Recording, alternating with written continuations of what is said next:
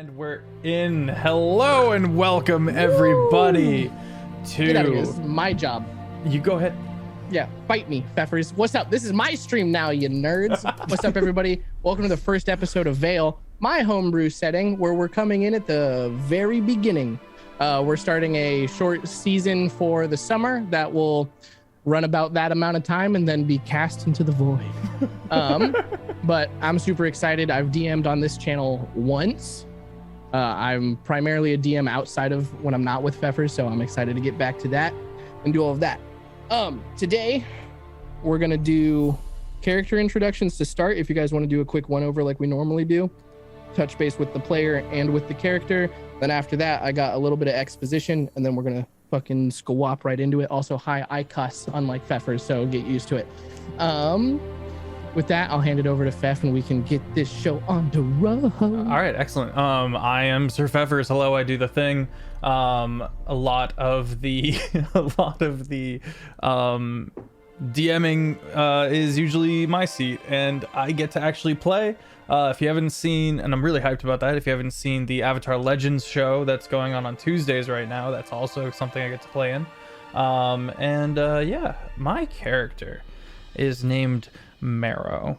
He is a Harengon druid, and he's coming to the lovely town of, what is it? Duck's Landing? Duck's Landing, in search for a couple of different answers that we'll kind of get into.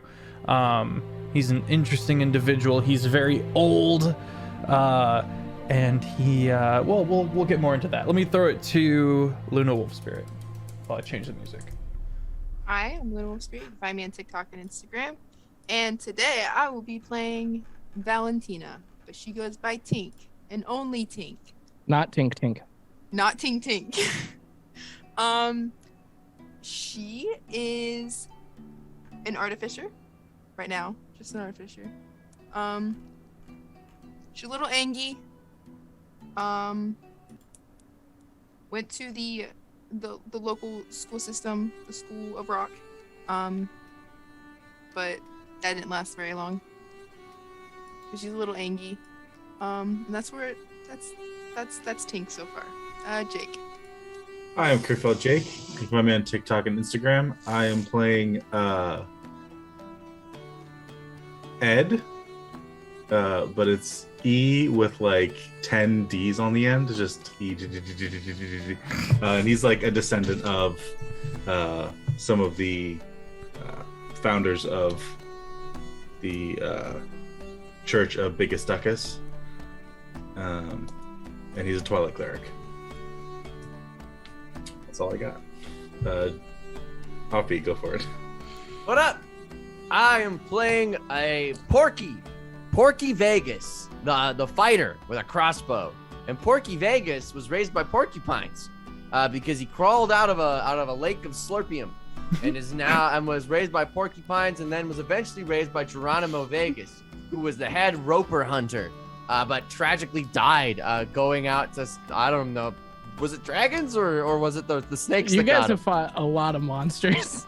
Was it the snakes or the ropers or the dragons that killed my dad? I need to know. I'm seeking vengeance.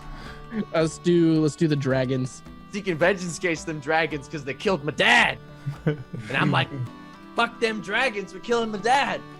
So I shoot with porky. I wear a porcupine coat, and I got porcupine quills, and that's what I load up my crossbow with. My name's Porky.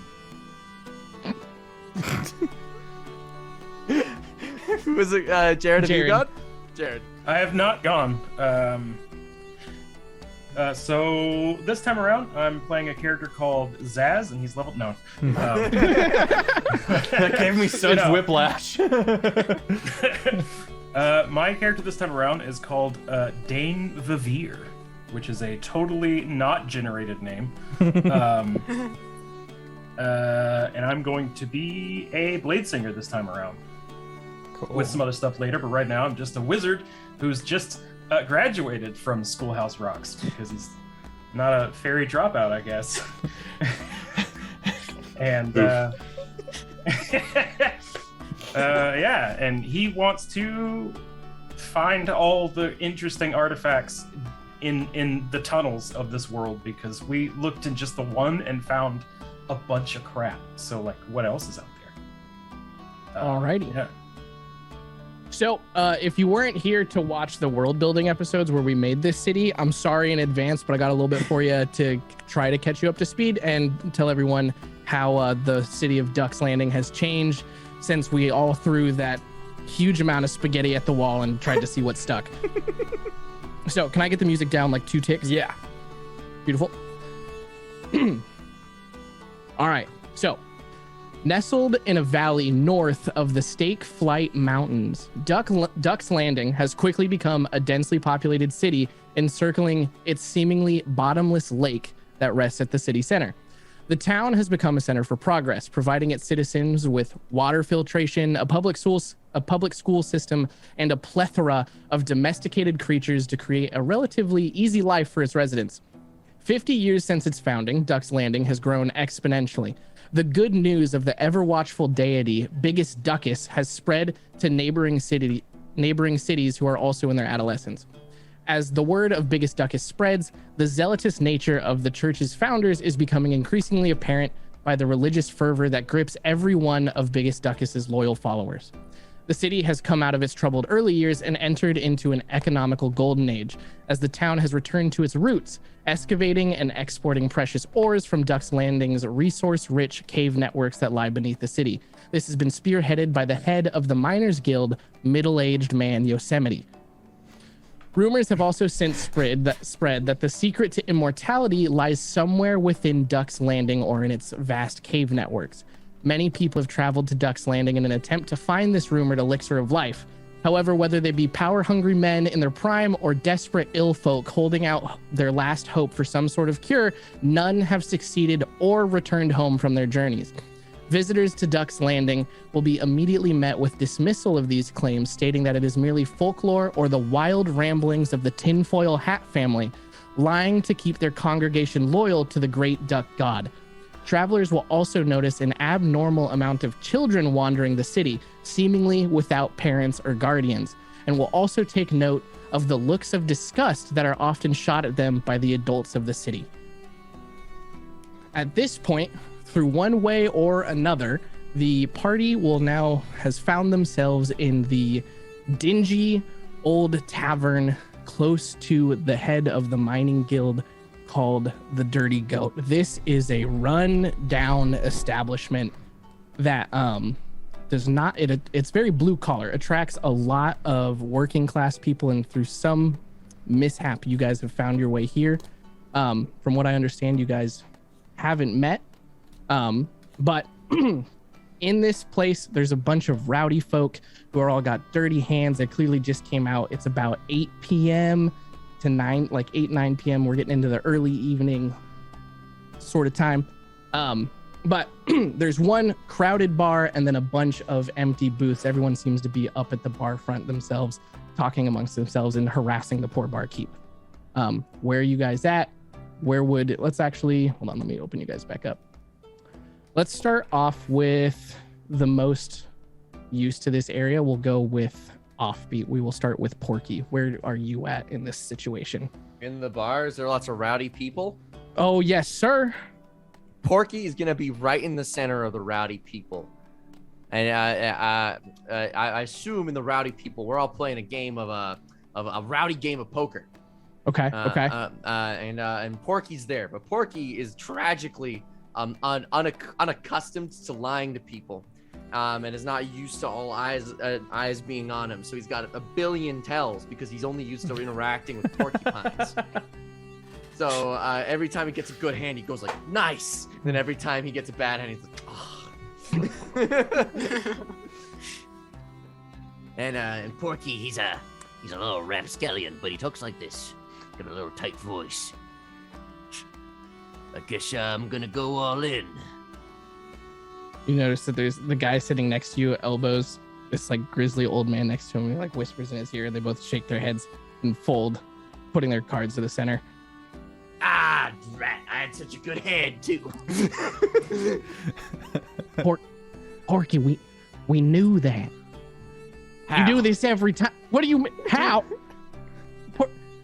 Porky, I know you's from here. I know, but come on, man. Like, you've played the game before. You play with us every Thursday night. We do. This is a weekly tradition here, and you haven't gotten any better.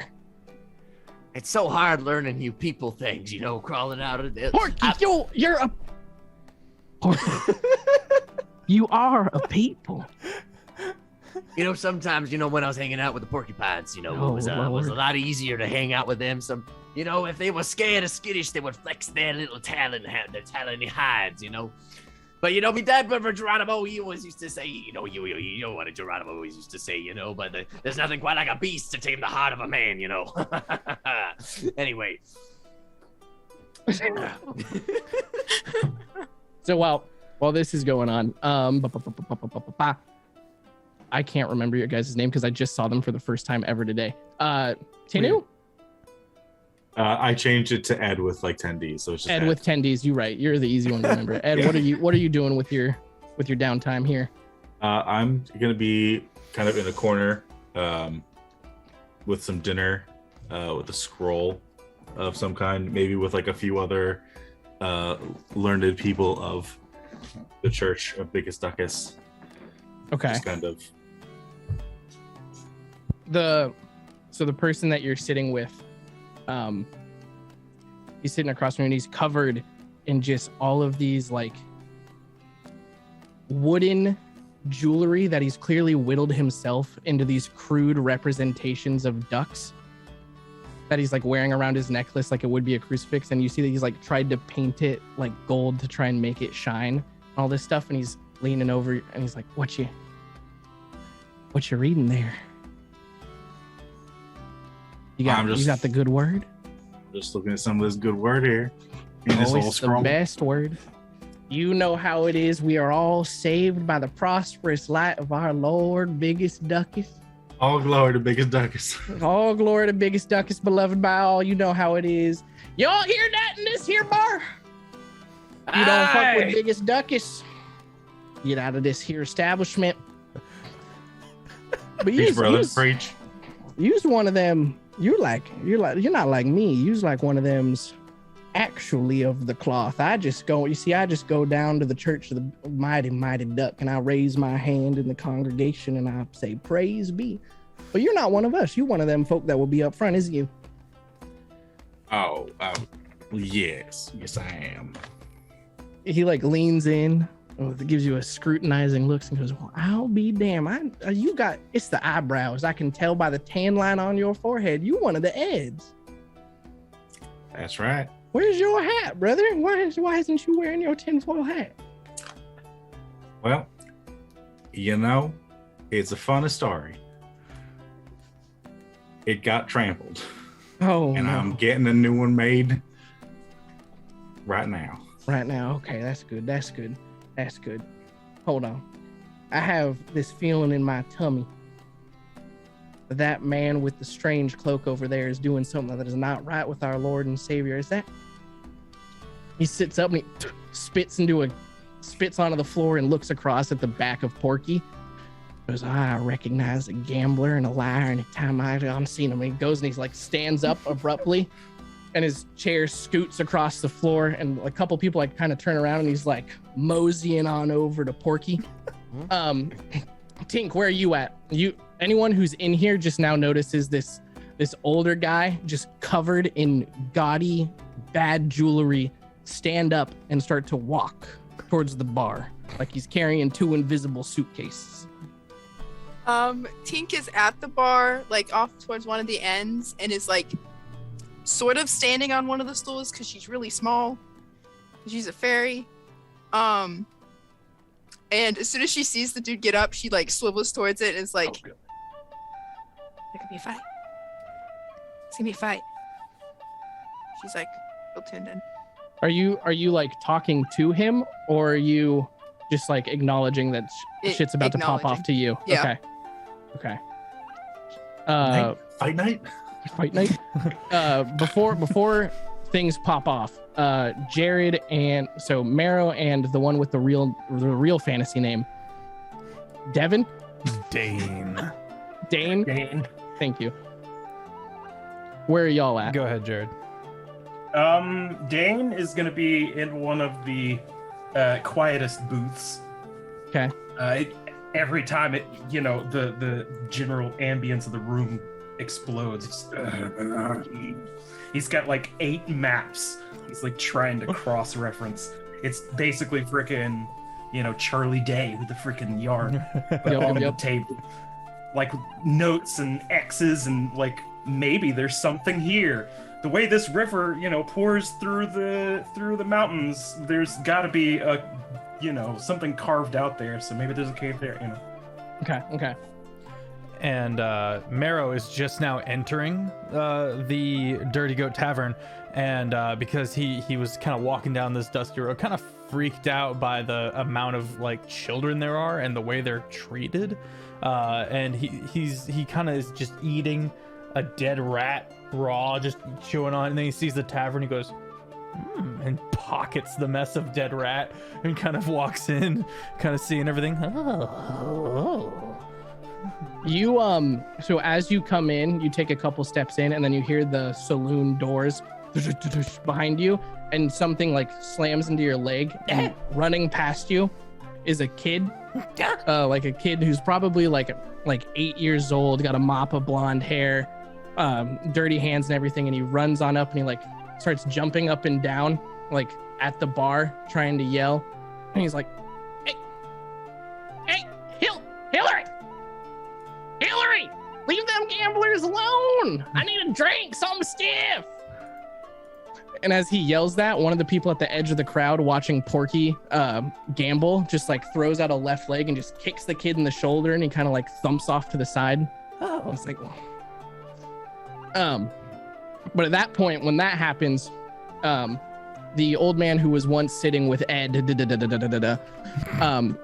walks up behind Porky and leans over around your shoulder and goes, now I know y'all isn't playing cards for monies.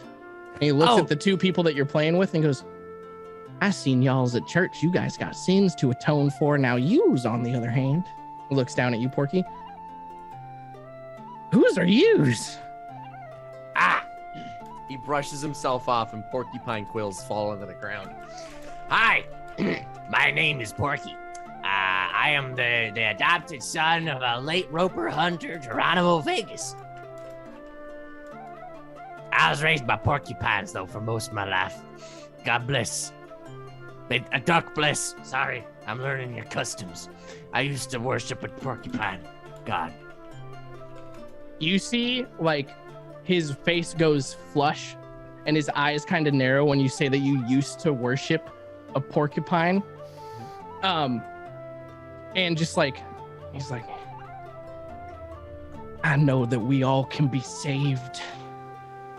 In the light of biggest duck, as you tell me, you renounce that porcupine god right now here in front of me, boy. Who are you again? I'm sorry. I am Willard.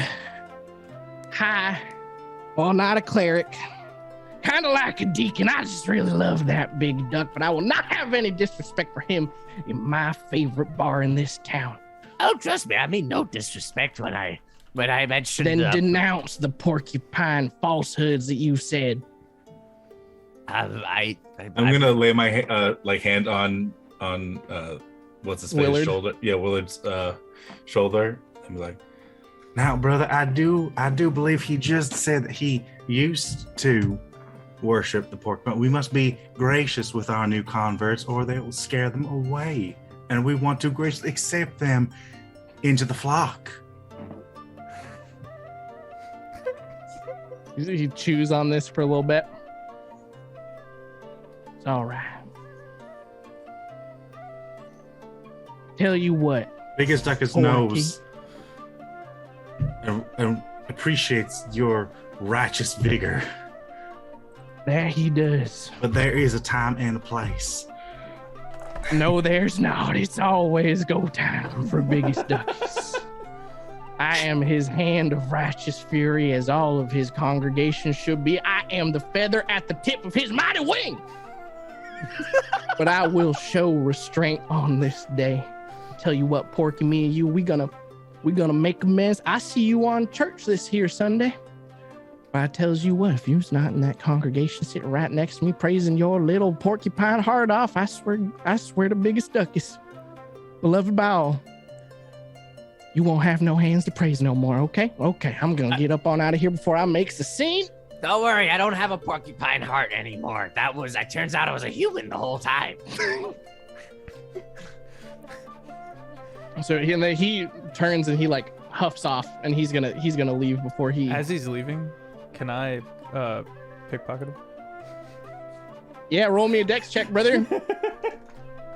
Oh God, first roll. Oh, why is it me? I don't want it to be me. I didn't think this through. Could I attempt to watch it happen? Yeah, you can attempt to perceive it. Okay. Level 1. I'm level 1. I rolled a 12 on perception check. Okay. What was the sleight of hand? 15. Okay, yeah. If my passive perception is 15, do I see it? Mine's No, also 'cause 15, but yeah. I would say no, because Okay. advantage typically goes to the person rolling the dice, like Ty goes to runner. Okay. So like your passive perception would be the DC. So you kind of like, as he goes in a huff and he's all big and angry, kind of like bump into him a little bit and slip your hand into his pocket and you pull out some stuff. Sorry. You pull out a handful of crumpled papers. Pocket. All right, that's that. And then he walks on out. I'm gonna go over to Jake. What's your character's name again? Ed. Ed. Oh right, one of the Eds. Ed 10 to the X. Yeah. I go over to Ed 10 to the X and I go, Thank you very much for that one. I'm kind of only recently been let out into the world as like a citizen. You see, my dad, he tried to teach me, but he tragically died fighting them dragons. So I had to learn a lot of my own after the porcupines. Well, don't even mention it. I'm just happy you're here. And welcome. Are you my new dad?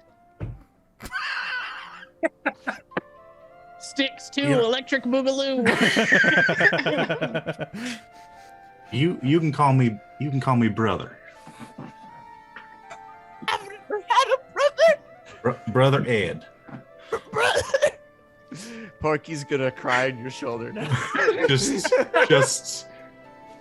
there. It'll be all right. Has Porky been drinking throughout the night, or is Porky more so sober? Porky has been drinking a little bit, but like Porky's the type of person to get drunk to excuse their behavior. It does not. So Porky is just happy that he gets to act like this. He's like, I needed this.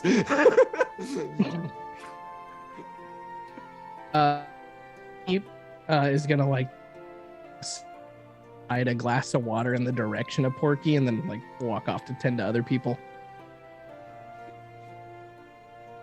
I'm gonna drink it and wet my tears. One of the kid actually, who got kicked in the shoulder, looks up at Tink, just goes, well, "What are you?" I'm gonna pretend I didn't hear that comment. What are you? I'm me. Guess that would mean that you's you. Yeah. All right, but feel roll like me this- this. I'm a small kid. You smaller than me. What's up with that? I don't know. Is that a problem? Do we want it to be? That's up to you, buddy. Hold on now. Wait a minute. Let me do a thing. All right. What if we do a friendly competitive fighting match? Not try to like kill one another, but like wrestling. They have on the TV. I'll wrestle, but it ain't gonna be friendly. I can work with this. I bet you. And he starts digging in his pockets and pulls out. He's like, I bet you 2 silver pieces, a piece of pocket lint, and my favorite piece of chewed gum. I can kick your butt. Highly doubt that. All right, let's go, little lady. And he immediately like lunges at you. So now on the left side of the bar, we have a small child who is attacking the small fairy. We have Porky at the center of the bar, who is now crying on Brother Ed's religious shoulders. And then we have Marrow just kind of like watching it all and just being culture shocked. And then we have Dane, who's angrily sitting in a booth looking at his cool maps. So, Luna, anybody who wants to interfere with this however you want, go crazy. But let's roll some juicy initiative. Homie's just trying to get some food. He has his wrath. Yeah, that's true. 19. Got a 19. All right, Yep. let's see how the child got a 9. Oh no. Gonna beat up some kids. Yeah, we gotta keep the standard, you know. We gotta whoop at least one child per campaign. Apparently, that's the precedent we set. This is gonna get really weird with how we've set up this whole thing of like adults trapped in children's bodies. Because this small child is 100% some old like grizzlied miner who's been down in the shafts for the better part of his life and tried to get a little bit of respite and is now a child. Like, Oh man. all right. Thanks, Slurpium. Thanks, Slurpium. You said he lunged at her. Yeah. She's gonna grab the drink she had at the bar and she's just gonna fly up like 5 feet and just throw it at him. All right, go ahead and roll the hit. Do like an unarmed strike for like an improvised weapon. So roll a d20, add your Well, dex. you have Tavern Brawler, so you I have. do. Oh, you have Tavern Brawler? Okay, yeah, make a ranged weapon attack. You're Let's proficient. You're go. proficient in improvised weapons.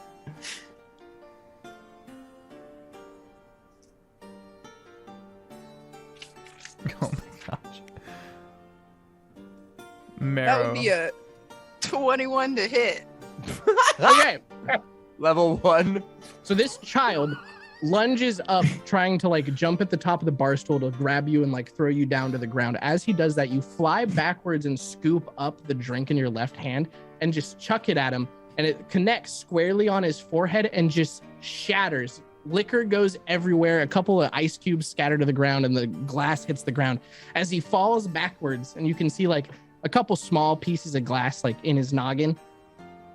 Did you roll damage for me? I've not yet. Yeah, go ahead and do that. Thank you for the posture check, Zalia. Oh, and a hail hydrate. That's 6. 6. Okay, cool. This person like sprawls out on the ground and has like a couple of small pieces of glass in their forehead. Not enough to do anything super serious, but enough for him to be like, ah, shit. And he's down on the ground. He's like, oh, dear Lord. And he like picks his head up a little bit and then it flops back down to the ground. And you just hear him go, this tiny form is not what it once was. And he just throws the contents of his pocket at you. You now have 2 pieces of silver, a piece of pocket lint, and his favorite piece of re-chewed gum. Pockets that. I told you weren't gonna win that. I didn't. You know, they say tiny but mighty. I thought it was me. I was wrong. All right, I'm just gonna lay here and relax for a little bit. If anyone could get me a drink, that'd be nice. Ah. That seems like a smart decision. I'm gonna mosey up to the bar. Kind of on the close enough to be within talking distance of Tink, but kind of sit there and kind of put two copper down, or however much. I'm not sure how a D&D economy works. You know, to this day, it's still an enigma. But I'll put down a little bit of money and kind of keep my finger on it for a second and be like, oh, that was well done. Beating up a child. Well, that child That's when you call that? Was antagonizing me. He This brought is it on true. himself. This is true. Can we say Porky overheard the conversation that is happening? Oh, don't worry. That was no child. That was a fully grown adult. I'm sorry. Would we know his name, being from Locals. town? Yeah, locals. The kid, not Yeah. kid. Yeah. Yeah, he is he is actually, this is so after, if you guys remember the unionization of the miners back in Yeah. the founding, this is actually Stone Wilson, the guy who organized the sabotage of the Great Drill. After he was removed from the union and kind of ostracized from the community, he fell on hard times and has now consumed enough slurpium to become a child and has stayed in that state since for the next 50 years. Are we calling it Slurpium? Is that the name of it in the town? Yes, or is 100%. That's what happens when you drink too much of the Slurpium. Oh, Yeah, get out of here, you stupid old man, crotchety little coot. this explains a lot. When you say slurpium, one of the guys that you were playing poker with immediately just like reaches behind you and smacks you up the backside of the head and is like, "What are you doing? He's What? not from here. And I know you were out in the woods for a long time, Porky, but people who ain't from here don't know that exists." oh, Hey, forget did what you I hear? forget what I just said. Actually, Of course. that doesn't exist. Oh, This is a child because it was birthed, from a woman yesterday. tries to like get the attention of the barkeep or the barkeep. Hillary comes around. Hillary is a stately woman. She comes over and she's like, "What can I do you for, my dear?" Hi. Oh Lord, you was actually old. Whatever's in the pot and a bunk, please. In the pot? Yeah, just whatever, just food. Ah, okay. I thought you meant okay. Never mind. I thought you were talking about like the pots that we keep in the rooms for, for people to do their business. I was like, that's a very strange request, good sir. Oh no. Yeah, no, okay. Yeah. Okay, I am got you, I very got you. dirty. Yep. So did you just wanted a room as well? Okay, cool. So she'll go back and she'll get you some food and bring it back, slide it across to you. It's just kind of like a plate of gruel. It's just slops of random different meats. You smell it. It smells like it would taste savory, but other than that, it's probably just so much salt Okay. to hide whatever it is they put in there. Okay. I'll take it and take a bite, react, and turn back to Porky. Well, my talkative friend, perhaps you can help me with a few things, and kind of gesture to anyone else kind of listening. I'm visiting from the valley out in the grasslands, and I'm looking for. I heard wind of some strange happenings, roughly 50, maybe 51 years ago, of some druids that went missing. I don't know much about that. I'm 20. Oh, Yeah, I remember some of them stories about them druids. They super dead. They all dead. oh, They all died? Yeah, they just. and we know this is confirmed. They're all deceased. We went out Oh, and tried to find them, and we found dead druids. Yeah. I traveled a It was a long big way. to do. Were they your friends? No, I'm from far away, and whenever an entire circle goes missing, we like to just know why. Apologies, I'm Marrow. Ah, Porky. Oh, it's nice to It's meet short you. for porcupine. Okay, and I like them. They're friends. And you, sir? Who's Call the me sir? brother. I'm assuming you're talking to Yeah, sorry. Brother Ed. Brother Ed, very nice to meet you. And you, my friend, points, hands out to Tink. Floats back down. Just kind of pats his shoulder, not handshakes him. Be like, I'm Valentina, but you call me Tink. And if you call me anything but Tink, I will not be held responsible for my actions. Tink it is. Got it. That's not how the law works. Yeah, I don't care. Oh, okay. How I work. Oh, you're gonna commit a crime. Okay.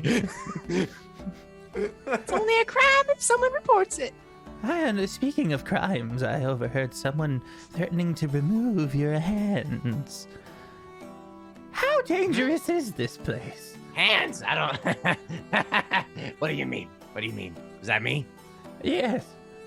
Oh, I don't know. We just say rude things to each other. It's like a culture. Okay. Yeah.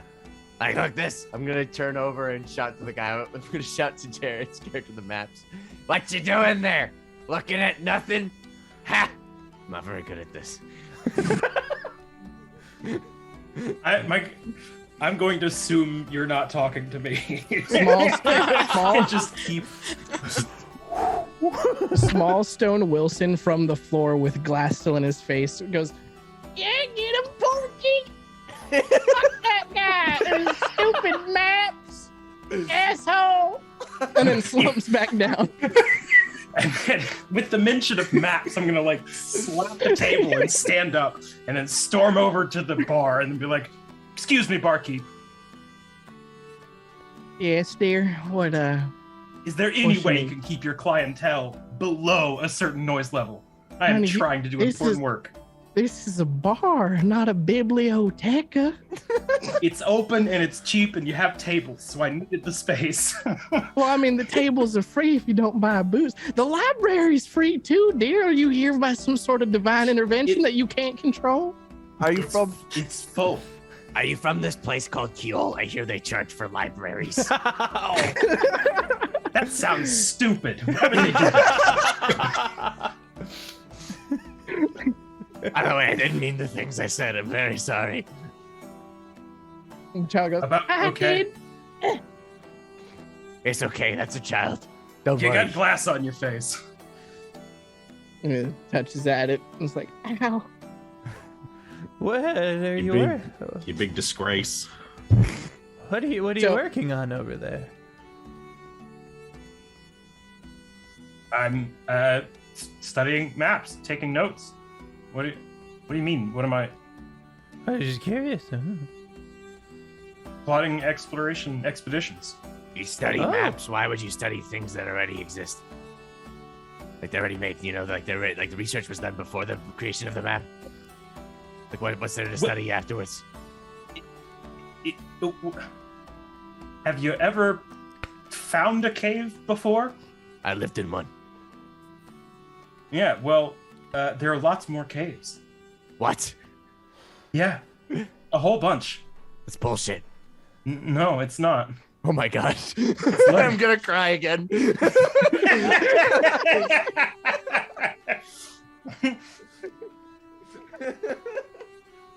Years ago, in this very city, Just gonna like they pat his found a back. big drill that they didn't understand. They don't know where it came from. There's a whole civilization or something down there. We don't What? know it. Yeah. That's interesting. So yeah, I want to find more of that. At the What mention is this? of Why is he doing this? I don't understand. Can I motion to the barkeep for just like water? Can I get some more water? yeah, Hillary's like, oh dear Lord, he's so distraught. Here, help him, Just- please, brother. Just gonna slide him some water. One cave.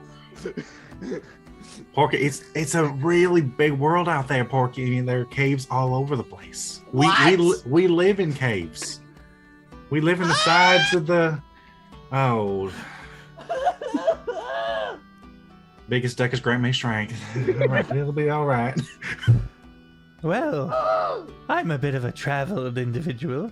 I know a thing or two about warrens and barrows and holes of the kind, and well, maybe we could work out an agreement of some kind. I find myself in need of a few things. Maybe I could take a look at your maps and possibly help. I mean, sure, if there are places that you've already been and we can eliminate, that's Not less around here. random exploration. I'm not really from here either, so. Oh. Well, I don't know. Is Around here is really where I'm trying to look, since this is where the discoveries, were made. Oh. is Porky still crying? Porky is now 100% fine. Oh God. Jesus Christ. Biggest duckus. There. All right, so there is a slam at the door, and this dirty old woman who is like frail, but like, you know those people who are like thin, but they got like that dense wiry muscle. One of them's. So she throws the door open and comes, hands flailing completely in disarray. She's like, "Oh, biggest duckus, help me, please, dear Lord above our feathered savior. I need somebody. Oh my goodness." She comes running over to y'all right at the bar. It's like, "Oh, I know my good miner boys will take care of me. Please, God, the powers that be in this city won't help me because I'm crazy old Meredith. They think I'm full of baloney, but I tell you what." And she gets real close to all of y'all, and she like goes and starts talking. Her breath is rancid. Her teeth are like rotted. Some of them almost look pointy. And when she's like, Tink, because you're close to her shoulder, nestled like on her shoulder, like stuck to it, there is what looks like a tiny like triangular shaped rock. As she leans towards you, an eye in the center of it opens, and it kind of like opens its little mouth, goes, "Rah!" And tentacles shoot out the side of it and like wiggle about. And she's like, "Oh my Lord, please, please, please, please. I got real good ears. I heard someone say caves. I got a problem in my personal cave that belongs just to me." What do you mean you own that cave? We all own caves here. We all live in the caves. My own cave. I don't know what's going on. There's just this sea of rats. You know, I have more ropers than the average person, but they just can't scoop them up and eat them fast enough. There's too many rats. Ropers. At this point, Porky takes out his crossbow and loads it with malicious intent. What do you mean about them ropers? She like puts her hand on like the little piece of rock on her shoulder that sprouted tentacles. It's like, boy, we all have them here. You ever heard of a Roomba? You know? You ever heard of Geronimo Vegas? He's despiteful, despicable man. He's my adopted father. Well, your adopted father killed a lot of really cute and adorable ropers. They make great house pets. I seek vengeance against all he sought. Ropers. He Flying didn't die snakes. Boy, dragons. Your daddy didn't die to a roper. Well, they're adjacent. Not really. He died to a dragon, which is a big lizard with wings. A roper's just a rock with little tentacles.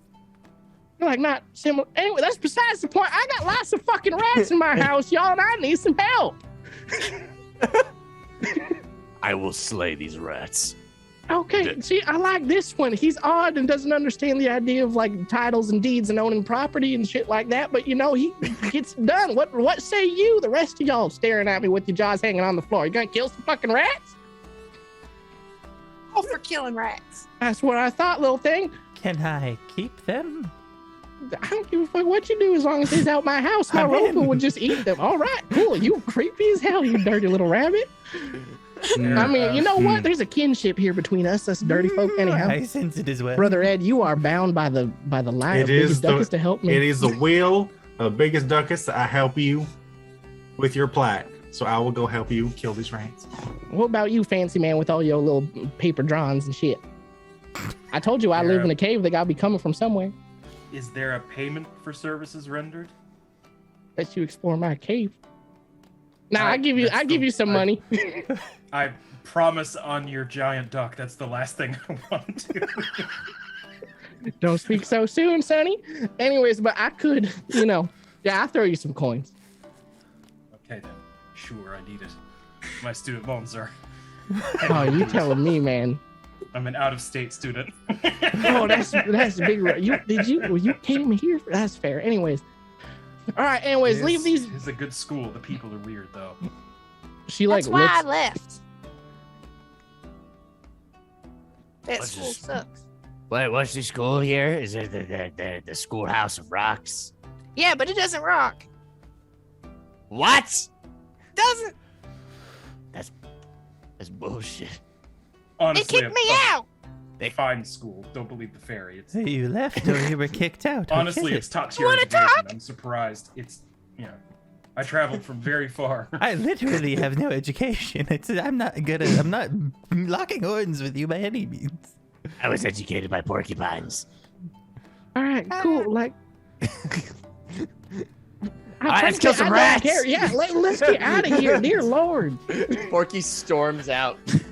ready to go kill rats. I'm like wringing my hands. I'm like very Ed nervous follows by after the because he current now company feels I like he have. needs to watch over Porky. I walk back over to my table and start rolling up all my Okay. maps and stuffing them in my satchel. Gets And then just I'll flying join after. after. All right. So all of you guys sort of gather outside. The outside, it has since gotten dark. There are torches at like every street corner.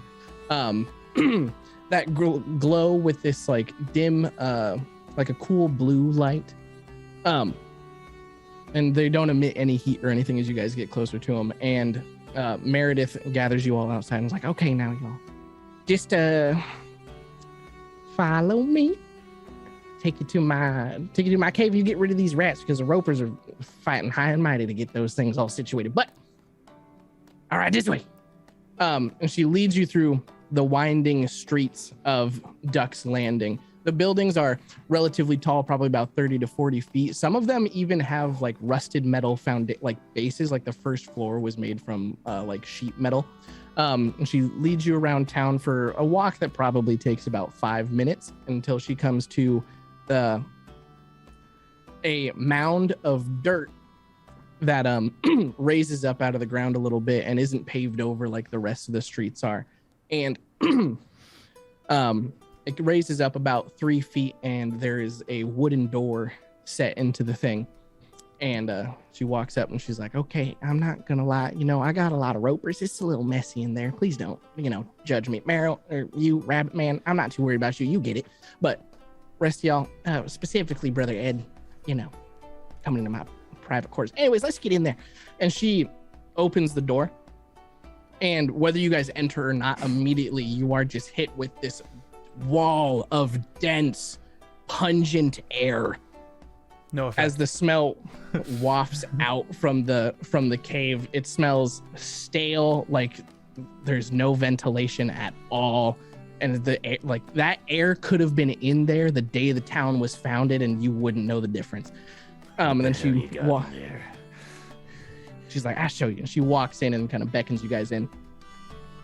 Checks to make sure everyone else is going with me because I'm scared.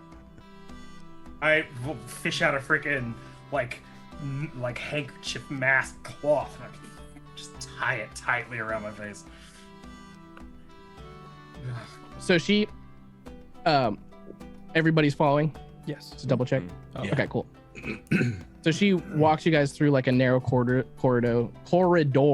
that goes down at about like a 30-degree angle for about 10 feet. And then it opens up into like a living room area that is dimly but warmly lit. And when you guys turn the corner and see what's going on in here, it is pure and utter chaos. The room is a circle that has a couple offshoots of it.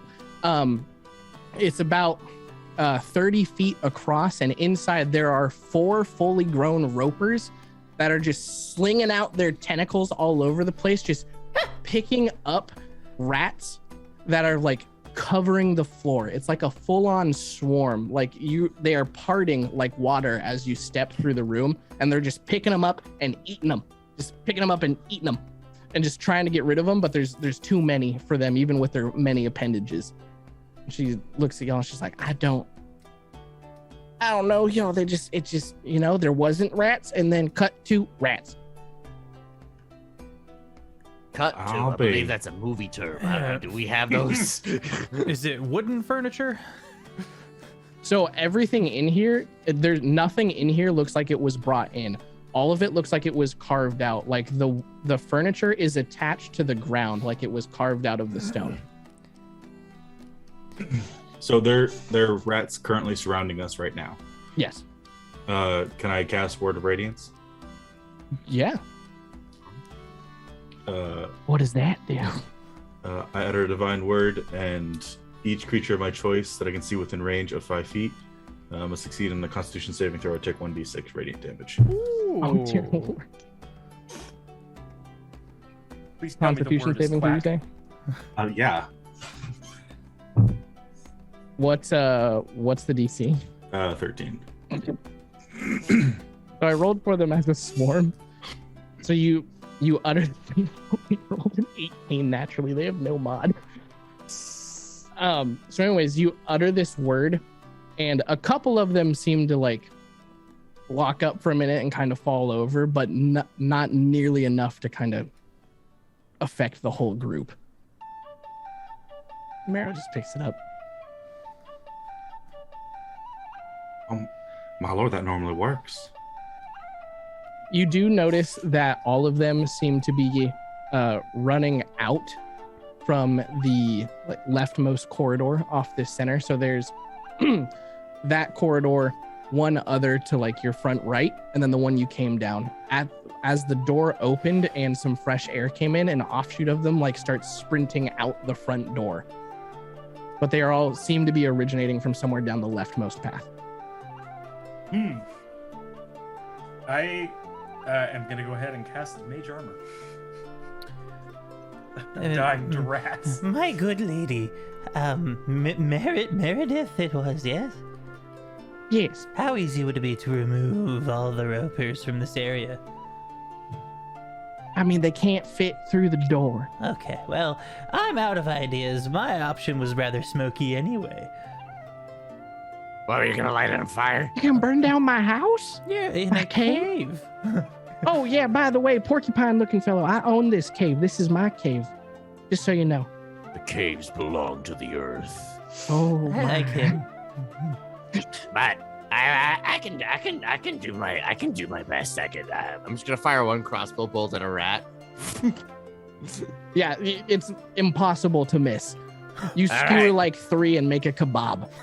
I'm just gonna do this for a little bit. I can make 2 shots per turn with an action and a bonus action because I'm All right. crossbow expert. I'm just gonna be. Old woman, excuse me. What is down that way? What is there? My The bedroom, left corridor. my private quarters. I mean, clearly there. Aren't you the one that originated said from you? I mean, I know, but it sounds like you're asking to explore my cave, if I'm not mistaken. Aren't you the one I that was don't- so opposed? there. I don't want to do it. I'm certainly not going in first. Is there a roper blocking the hallway? No. Okay. Just the sea of rats. I mean, that's clearly the source gods. The source is over there, you say? All right, let's go. All right. No sense somebody go delaying it. first. I'll walk through. Okay, I'll I'm- follow him. I'm just like imagining Marrow like on his tummy, scooting through the hallway like Pac-Man. It's like waka waka waka waka. I have collected 3 rat kebabs now for later use. Why are you collecting rats?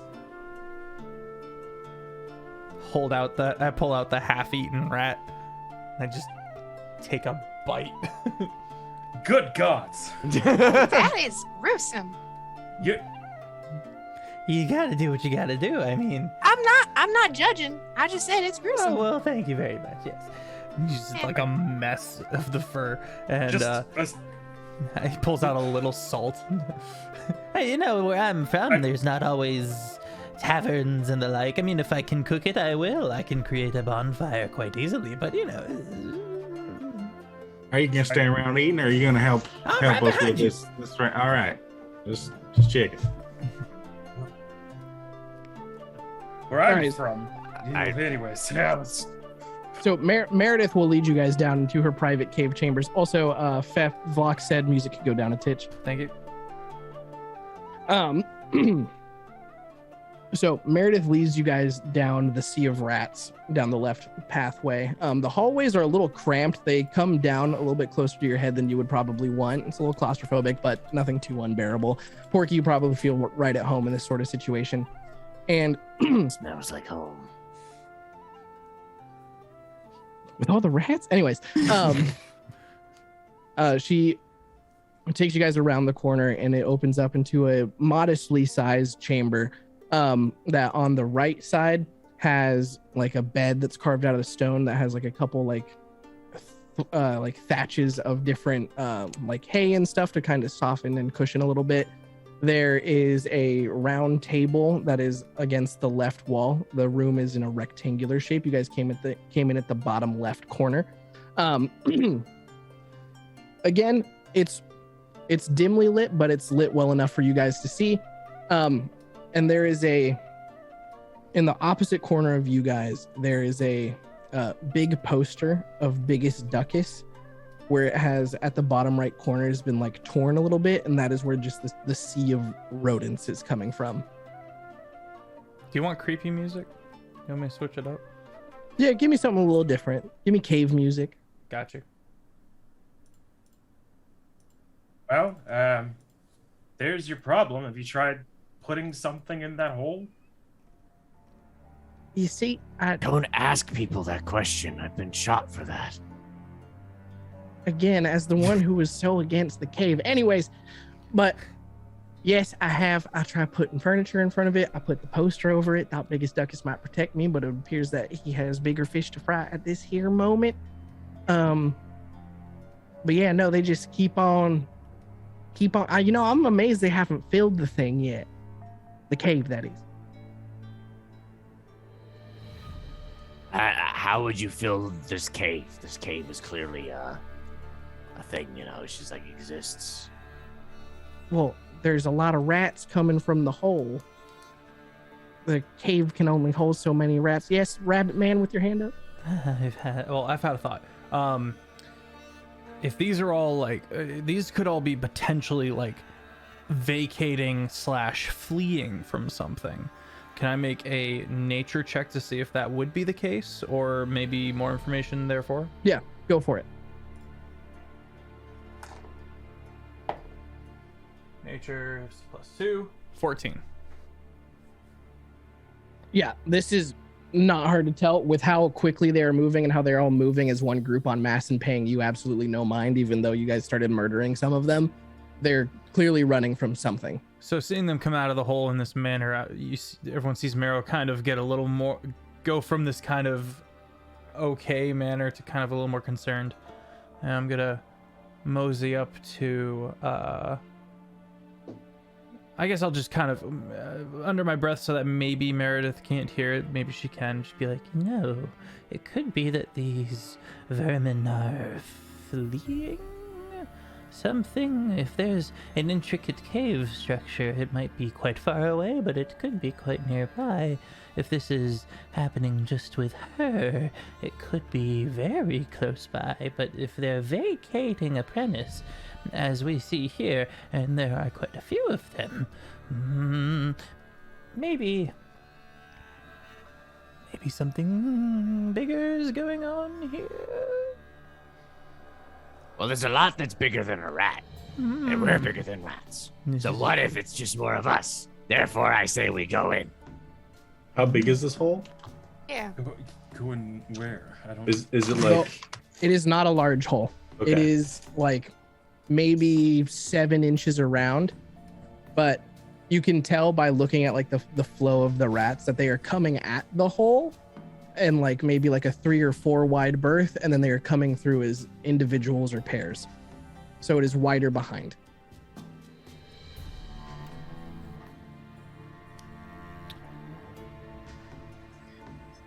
I mean, I could. I would also point out that her cave is dug into the ground. It's not like she had an excavation team dig down into bedrock or anything. This is very much made out of densely packed dirt and clay. It would be difficult to break through, but if you have tools or things like that, it is definitely within the realm of possibility to dig more. I grab one of the live rats Oh dear lord. that's fleeing. And I It's look wiggling at in it, your hand. and I cast Speak with Animals. Oh dear god. Okay. Why you cast- are you so furtively fleeing? It's screaming. It's just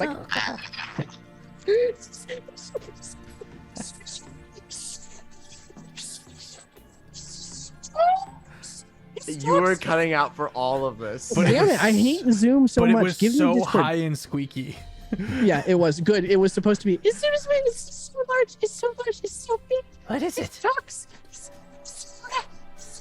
Calm yourself, friend, or I shall. I feel like I'm hearing an innuendo. What's happening? I am communing with the vermin. This never happened. What's never happened?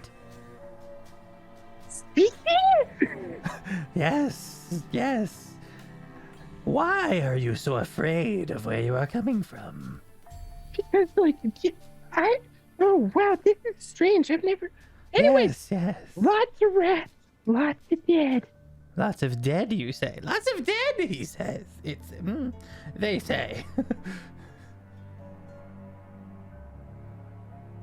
Go on.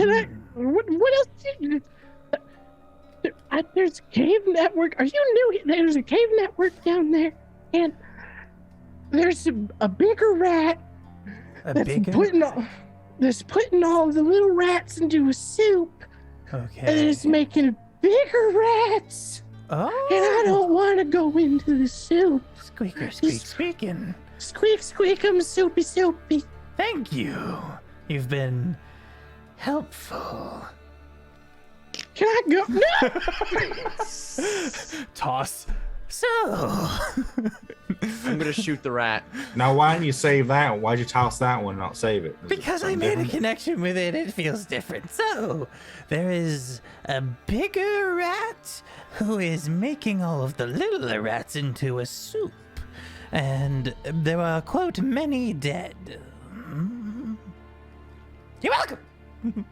So there's something larger and nastier on the other side of that wall. I didn't catch how far away it was.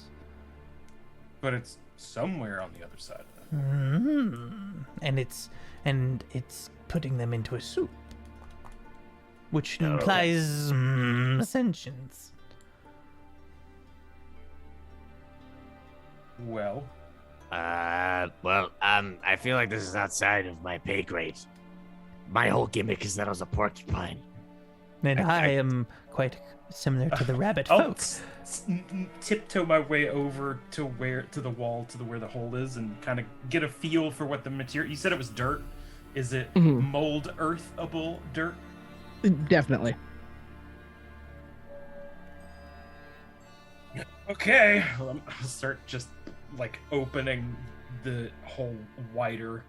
Open it. Anyways. I'm Slowly. gonna stop with the Meredith innuendos. The swooning.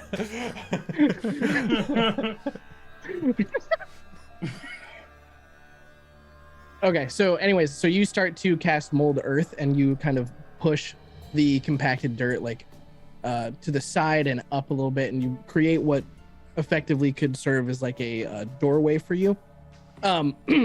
Further down, the tunnel that these rats are using to move through is probably about like 1.5 feet tall and about 5 feet wide, and there's just a torrential just flooding of these rats coming into the cave. But you could, is mold earth a cantrip or? It is a cantrip. Okay, yeah. If you were to do this a couple more times, you could probably make yourself a little tunnel to see if there's a point where this opens up to where it would just naturally be people sized. Yeah, that's kind of what my intention is. Okay, so if you go ahead and do that, following the sea of rats, or the river of rats would be more accurate. You go on, and after a couple more times, the dirt sort of falls away and crumbles to the ground and opens up into a narrow but large enough to hold you guys standing up and not having to squeeze mechanic wise, but only in single file, and it goes down a little bit further. I'm assuming it's dark. Correct. Who has dark vision? I do, and she glows a little bit, but I don't think it would be enough for. Okay. Well, I'll use my Eyes of Night and give dark vision to Porky and gross rabbit dude. I don't think I have this is magic. This is magic beyond my comprehension. Oh, thank you, my friend. I mean, does anyone else want it? Because it gives it up to 300 feet. So if someone else wants super long range dark vision. Yeah, I mean, it's technically better than my base dark vision, so sure. All right. Nice.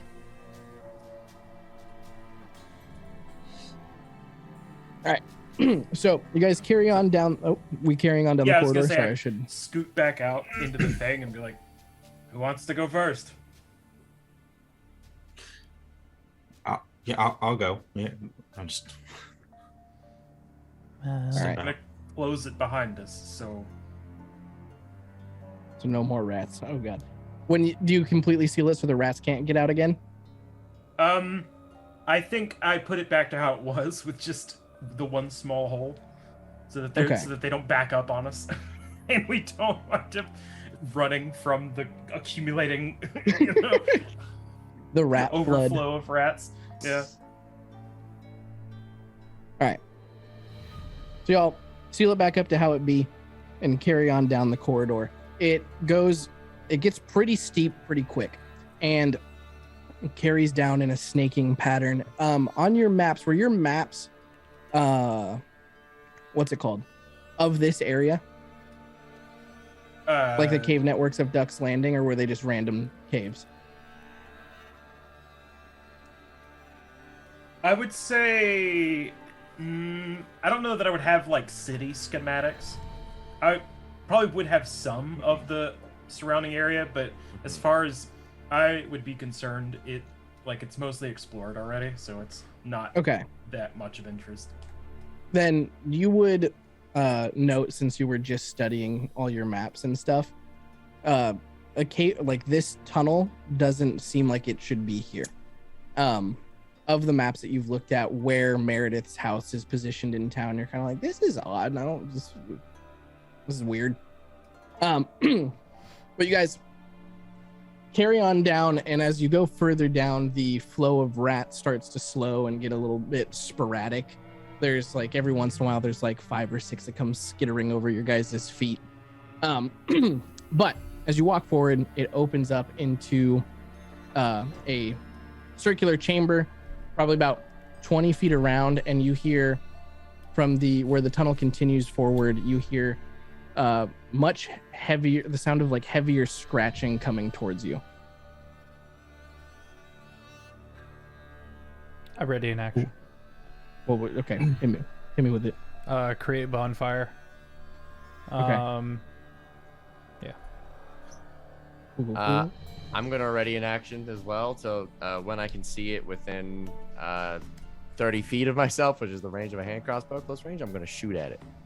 Okay. I guess I'll also ready in action. All right, yeah. Get him. I mean, we're all doing it, so I'll prep a firebolt. Alrighty then. So as you guys hear this more intimidating skittering, rounding the corner, you see 2 like way bigger than the rest of them rats. They would be small category. They turn the corner and immediately look at you guys. I'll give you description before all of your stuff procs. So they round the corner and all of these actions proc. There's 2 of them, and you look at them and you notice that the tops of their heads are peeled back, and they have this sickly blue-green like hue and almost like similar to bioluminescence glow to it. Oh. There's this around the open wound. There's this sort of stitching that looks haphazardly done, and they round the corner and immediately look like aggressive and snarl at you and start to move towards the party, but all of the actions proc. So we'll start with the order that they were done in. So we'll start with Feff real quick with Marrow. All right. Are they close to each other? Yeah, they're side by side. They are adjacent. Then they both need a Dex 14 save. Okie dokie. As good a sir. bonfire, a whole ass bonfire, 5 feet by 5 feet appears between the 2 of them. Alrighty. All right, so one homie gets a 17 and the other one gets a 12. 17 and 12. Okay. Yeah. So left rat passes, right rat fails. That would be 5 damage. It also ignites flammable objects in the area that aren't worn or carried. Okay. Okay. Yeah. Thank you. How much damage was that? Sorry. 5 fire damage, and then the one that saves, I guess, does not take any damage. Okay, it's an all or nothing ordeal. Yeah. Okay. Cool. So there's that eruption of flame underneath him, and the one that gets hit sort of squeaks and howls in pain. Next action would be, let's jump over to Offbeat. You had the next one? Yes. So one is injured, one is not. Okay, I'm gonna shoot at the injured one. That is a 20. I rolled it That as a hits. 19 plus 7, 26 to hit. That is only a d6 though, because there's nothing else. But it did roll max though, because apparently today's the day of that. That's 8 piercing damage as Porky's clean with it and just like quick from the hip fires. You quick draw. Nice. You quick draw your hand crossbow like a cowboy, and the bolt shoots out from it and lodges itself in the left eye of the rat, and it falls limp in the ground, just catching on fire with the bonfire. Jake, hit me with it. Did you have one? Yeah, how far away are they? About 10 feet. Okay. Ooh.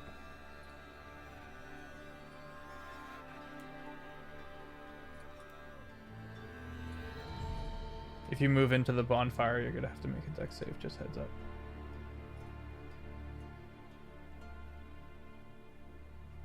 Word of Radiance won't reach. It's 5 feet though, so it's probably avoidable. Also, Mhm. at the beginning of their turn, if they're still within range of the bonfire, they'll have to make that dex save again. If what I was going to do won't work, can I do something else? Is that okay, or does it have to be the thing that I was planning initially? Technically, you could just say you had a different ready to action right now, because I didn't make you tell me what you were gonna do. So you could lie to me. But for like future reference, if you're like, I'm preparing a spell and then the trigger happens and doesn't work, I would say that you would do it and it would fizzle, or it just wouldn't have the intended effect. Because I was going to do Word of Radiance, but they're out of range. So if they're not within my range, I wouldn't cast it. Yeah. So it could I it would proc when they came into range. So it would basically. Okay. Yeah. So then just move on to Jared, and if they happen to move up. Jared with the young firebolt. All right, the old firebolt. Sling it out.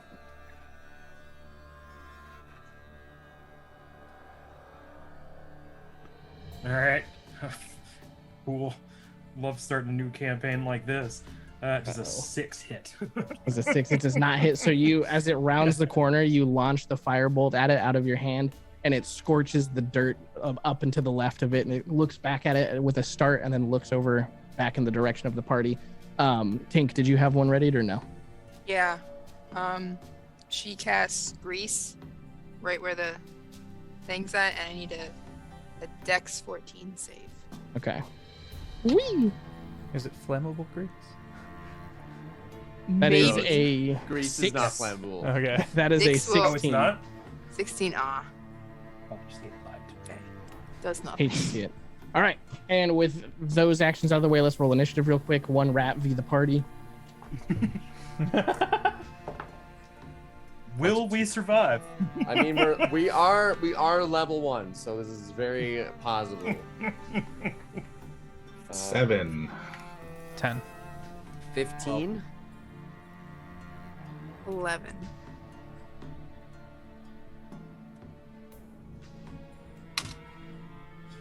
All right. So we are looking at Offbeat. What's your dex mod? +3. Okay. So we're looking at Offbeat, Rat, Luna, Beth. Jared, what'd you get? 12. Okay. All right, cool. So, top of the order, Offbeat. You have 1 Wait. burning rat corpse that smells wonderful and 1 alive rat. Okay, on the alive rat, I'm gonna quickly spin my hand crossbow around, load up, take 2 quills in my fingers and get ready to fire them. Action, fire 1, bonus action, fire the other, because I have crossbow access. Yep. Well, that is a 13 to hit for the first one. That'll hit. Oh, nice. Not used to playing a level 1. That is a 9 damage. Okie doke. And second one, I am a god. That is a crit. Let's go. Hey, first crit of the campaign. First crit of the campaign. That's right. Well, this somehow did less damage. That is 8 damage because I rolled max on the first one. All right, so as the rat readies itself to lunge at the party with its next turn in initiative,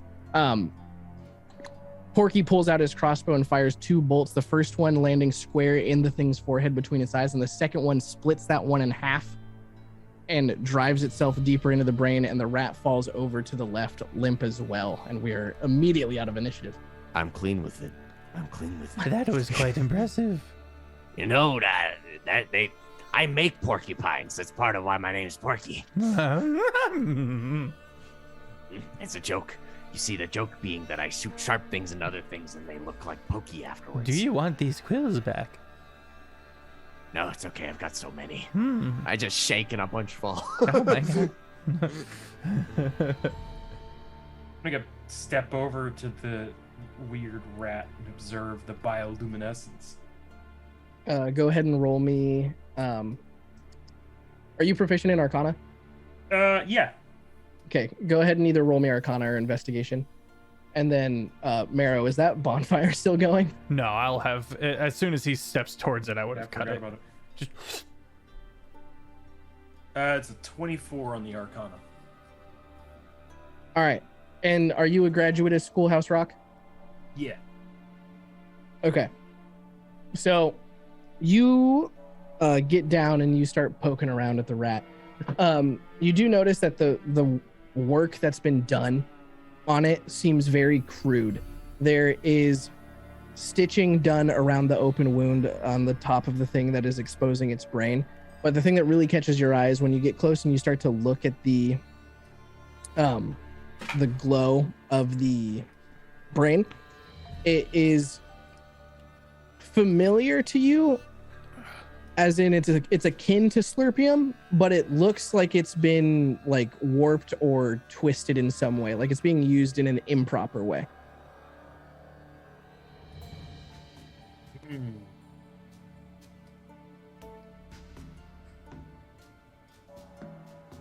Any of you familiar with this Slurpium nonsense? Would Porky be? Anyone who grew up in Duck's Landing or had a father named Geronimo Vegas would be aware of Slurpium. All right, it's a secret though. No one's allowed to tell anybody. Oh, okay. I'm fully aware that it's a secret. No one. It's not well kept, but I don't know anything about it, so it kind of is well kept. But this is vaguely familiar in that. Is this? Is it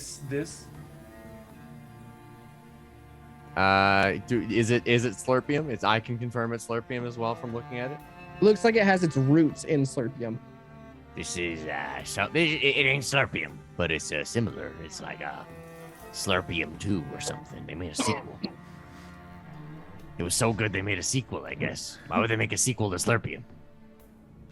Like if Slurpium had a cousin or something like that. Yeah, you have a lot of those, right? Oh, so many. I'm gonna take 2 of my crossbow bolts and start poking around in the brain and seeing if I could find anything. Anything of importance. Can I help him? Yeah. Offbeat, roll me investigation, either with both of you making individual rolls or one of you rolling with Nah, he advantage. can go for it. I ain't intelligent, so I just like hold the like fleshy bits Well, that aside is a so that he 17. can get in there better. that is a 17 minus 1, so a 16. Okay, so you start poking around in there with your quills, and you notice that the whole, like as you poke it, this green-blue fluid like oozes out of the brain. It looks as if the brain has been saturated in it or marinated in it. You also, now that you're this close, notice that the rat is like oily, like super slick and damp. Yes, this rat. It's like Slurpium, but it's also kind of greasy. It's like I crawled out of a fryer or something, but the fryer was cold. Cold from justice. It's kind of juicy, though. I don't think you should eat this one, Marrow. No, this is assumedly a person. There's a difference. This is a person. Person, explain. I stand up. All his stuff kind of folds in on him, and I've completely ditched what I was saying. I might look like a rabbit, but I am no beast. I am in fact a person. I would But not this eat a is person. This is a rat. Oh, my apologies. This Just is a because greasy rat. I would eat a rabbit. They're scrumptious. But I would not eat a fellow Herringon. So you're saying that because this ate other rats? I was under the impression that this was a rat person. But it isn't. This is You were the one who talked to the rat who said they were putting rats in soup and making them big. And I felt bad, so I didn't eat it. Yeah, but you just weren't paying attention to what the rat was actually saying, or Well, I was under the impression. This I was a rat. wrong. I was mistaken, my good friend. if just to clarify so that it's not on me, this is just a very large rat. It is a Gotcha. rat that has grown disproportionately large for a normal rat. Then Yeah. my apologies. I got that. and only Marrow Don't, didn't know. don't bully Marrow. It's okay. I will take the greasy rat and I'll just like drop it to hear the squelching noise. God. Well, I don't think that there's much more left for us with these greasy rats. The only thing left is justice. So I think maybe we should keep going. I agree. Yeah, I mean- There's likely more than just these two for such a exodus of vermin.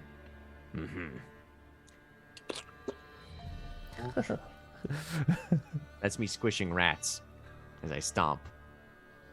So It's just continue on down the. flying Continuing above on it. down. So you guys continue on down the path that continues to go deeper. Can I get perception checks from the party? Woo! Woo! Guidance. Oh my god. I'm not kidding. 21. I'm not kidding. I got another 20. I got another 20, which is Goodness 25. gracious.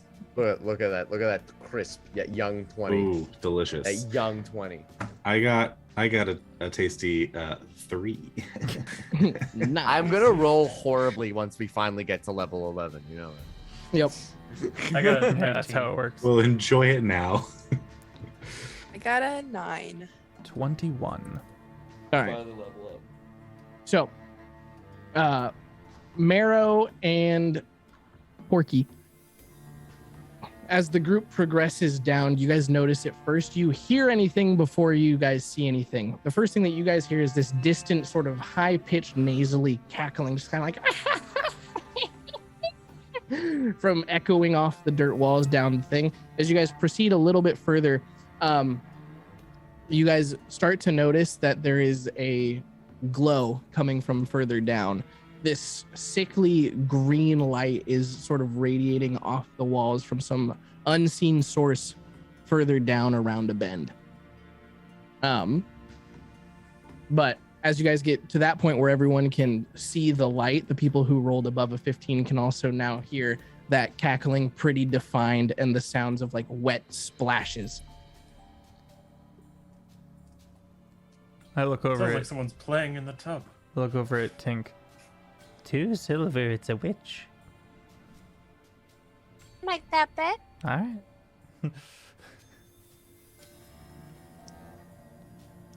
I bet it's a rat. Which rat? Not just a regular one. Wait, which rat though? 5 gold. No, a witch. Rat. Yeah, 5 gold. It's just a regular ass rat. Just like, you know, like one of these. It's Right, but which rat? No. There's no way it's No, who's on first? It's glowing. Then take the bet. Could be the lighting. Could be the lighting. It's the angle. Yes, the angle. You ever studied film school? This is clearly No, because I Photoshop. dropped out. Oh, I didn't either. I was raised by porcupines. All we had was porcupine cinema. Oh god. was the top 3 box office for Porcupine Cinema. Is it Porkywood instead of Bollywood or Dollywood? It's Porkywood. The number one, what is regarded as one of the best films is The Pork Father. Mm. the Shaw Pork Redemption.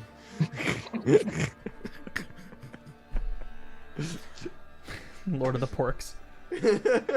Pork Wars. I'm gonna start stealthing my way towards the witch lady rat. Okay.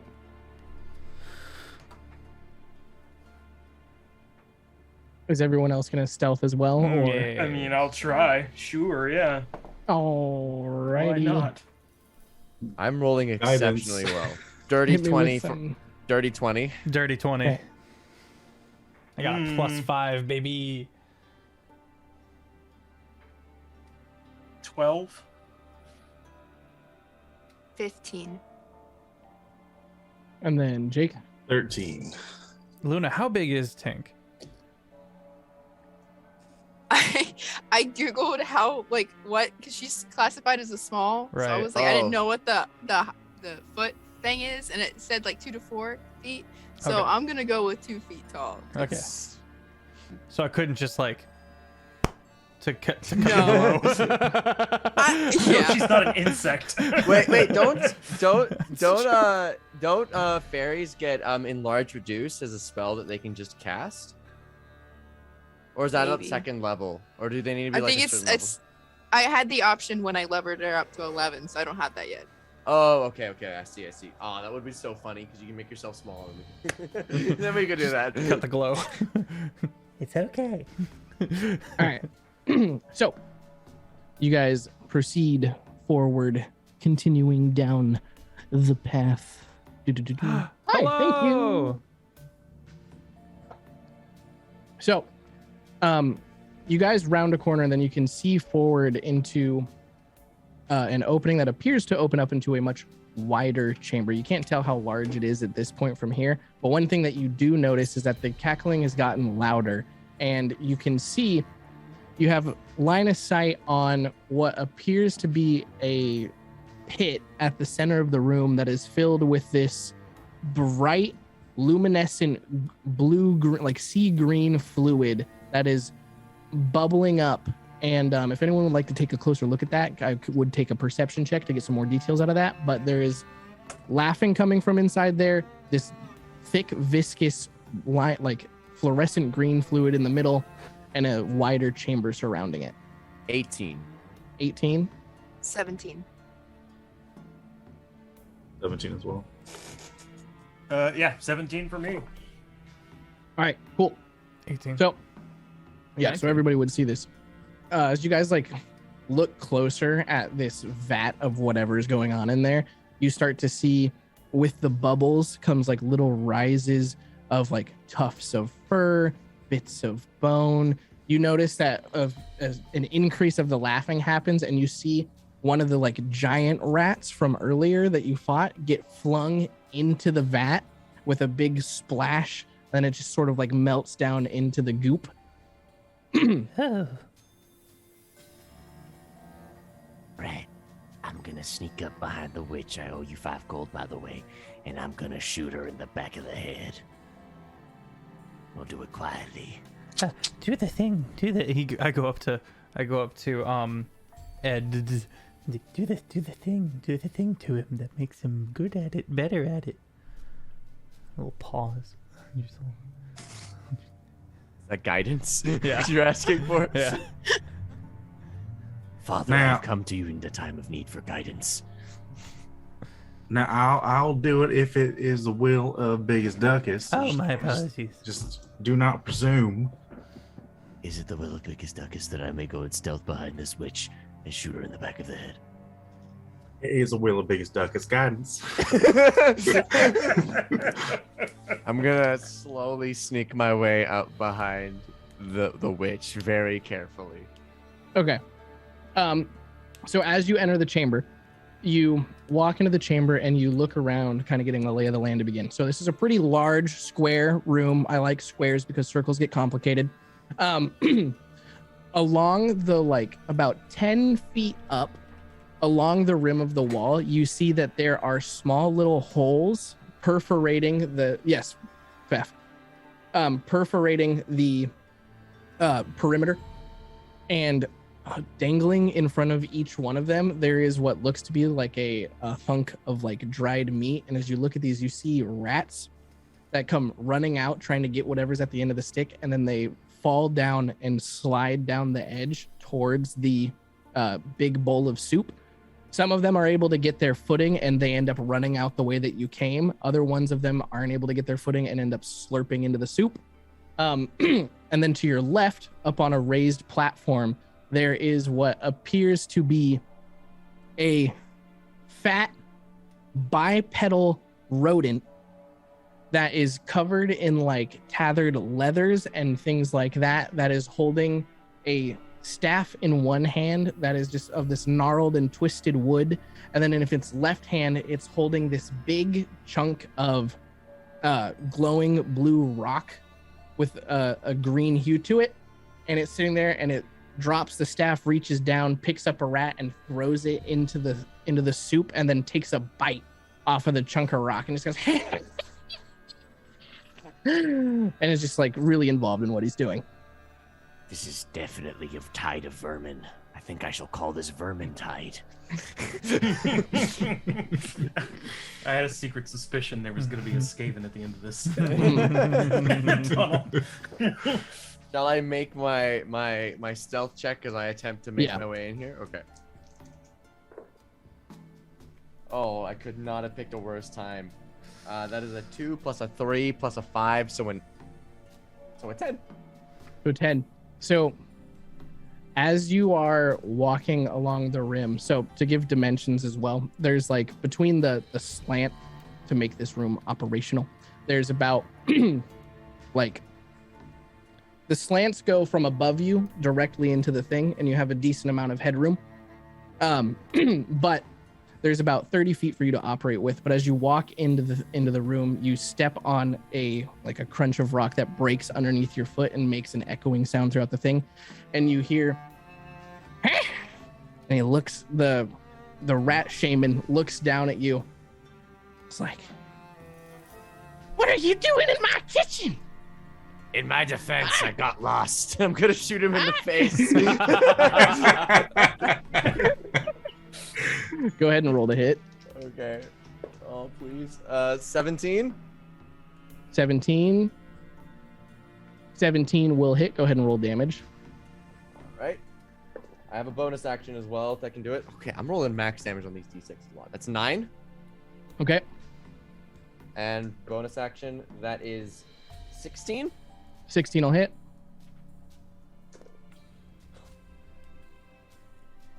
It's another 9. Another max damage. So 18. All right. So these two bolts go and shoot out at the I keep just wanting to call it a Skaven now because you guys have pointed it out. But shoot out at the rat folk, and they lodge themselves in his shoulder, and he looks down at you and goes, I am Sniff Sniff, and you will feel the fury of my creations. And with that, we're gonna go to break. Whoa. All right. We return. Welcome back, everyone. We're gonna jump right back into it and beat the crap out of Sniff Sniff. Woo! All right, so we hadn't rolled initiative yet, so let's go ahead and do that out the jump. I got a young 15. 13. 12. 8. 9. A wizened old 8. Sad and world weary. Sniff Sniff.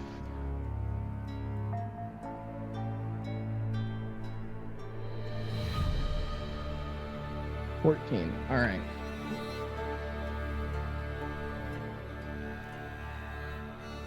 Bringing Hold on, music I need down to- just a touch. There we go. I need to do character names so that I start to learn them instead of your guys' real names.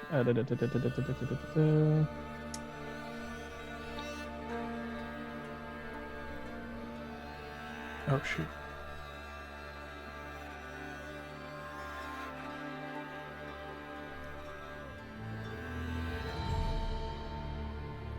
All right, so top of the order is going to be Porky. All right. Porky, first level fighter. Porky got one way to do things. That's blasting. All right. Also, spatial awareness. You guys would have to go around the curve of the room a little bit and up a set of stairs to get to the viewing platform that Sniff Sniff is Okay. currently on. How You'll far away is that? How far away is that? That's important. Straight line, probably about 25 feet for you to walk there around the lip of the soup jar. probably about 30 to we'll call it 35. I'm ranged. I'm not walking. I'm just gonna get away from the door to let the rest of the party in, and I'm gonna go blast one. That is a 21 to hit, and bonus action shot. That's another 21 to hit. Those will both hit. Crisp. That is a. So all those together is going to be a 14 damage. All right. So those two shots shoot across the room and lodge themselves within Sniff's torso, and you see him like not have any breath left in his lungs and kind of go down to one knee, and he looks back at you and is like, why is God playing this music? But, no, it's okay. You can leave it. I was like, does it hurt? He's still up, but by God, is he not doing good? Anything else from you, Offbeat? Porky takes the quill out of his mouth and just goes. So it's gonna be difficult. Foreshadowing, and he's gonna enter. So that brings us to Sniff. Sniff then takes his whoop, whoop, whoop, whoop. How many? Oh yeah, are you guys would still be in the hallway. You guys haven't entered the room yet. It's only me in here.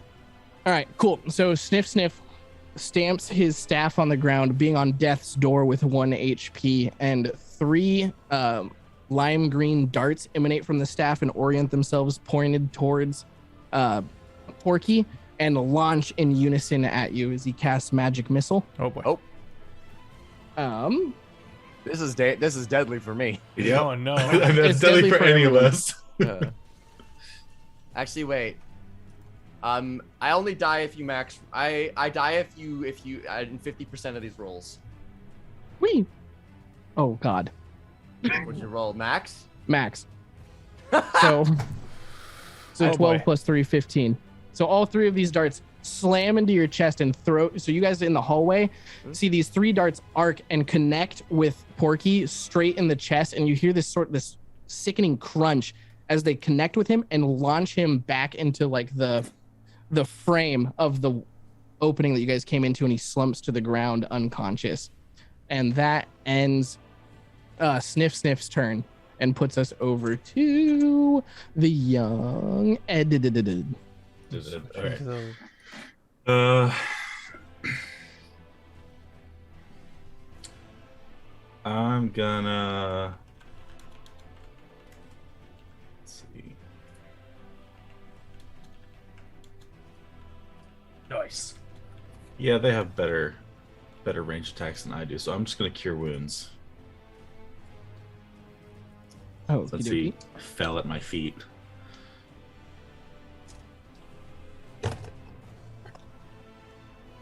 Then you get 8 HP. 8? Yep. Woo! Yay! Nice. Let's go. Back. Any movement from you, Jake?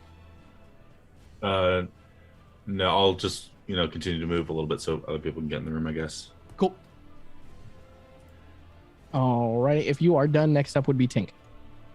Okay, so you said can you go straight? So if you were to walk out of the doorway and go just in a straight line across the room, you would fall into the soup. But you can go and turn left and then go up to the platform that he's on. If I fly, I can If go you straight. fly, 100%. Just Okay. if your movement speed gets dropped to 0, you're going in the soup. Okay. Just so you understand the risks of your movement. All right. So Thank you, Dice Goblin. Love you.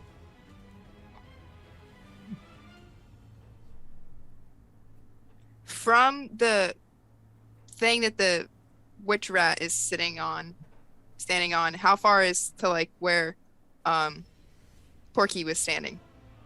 In a straight line, about 15 feet. If you were to walk the path, about 35. Okay, I can do this. All right, so she's gonna fly across at the witch rat and draw 2 sickles, and with booming blade, she's gonna hit and twice. Okay, go ahead and roll the hit for me.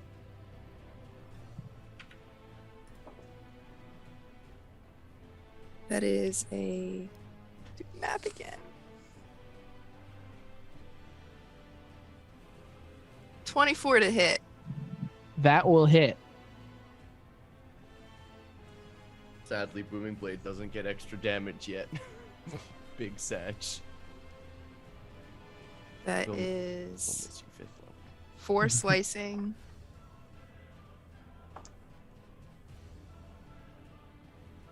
And then I would do 4 for thunder. Okay, cool. So you slash out at Sniff Sniff, and you bury your sickle into his sternum, and you see his eyes go wide, and this smug grin goes across his face as you see the life start to fade from him, and he just starts maniacally cackling as he holds that rock to his chest and flings himself in his death throes into the soup and falls into the soup. And you see right now we are, for the moment, out of initiative as he is. Sniff Sniff has died. What Sniff Sniff will become shall return. So you guys watch as the soup starts to congeal. You see all the tufts of fur and just massive chunks of meat start to sink down and come together at the center. And the soup starts to bubble angrily.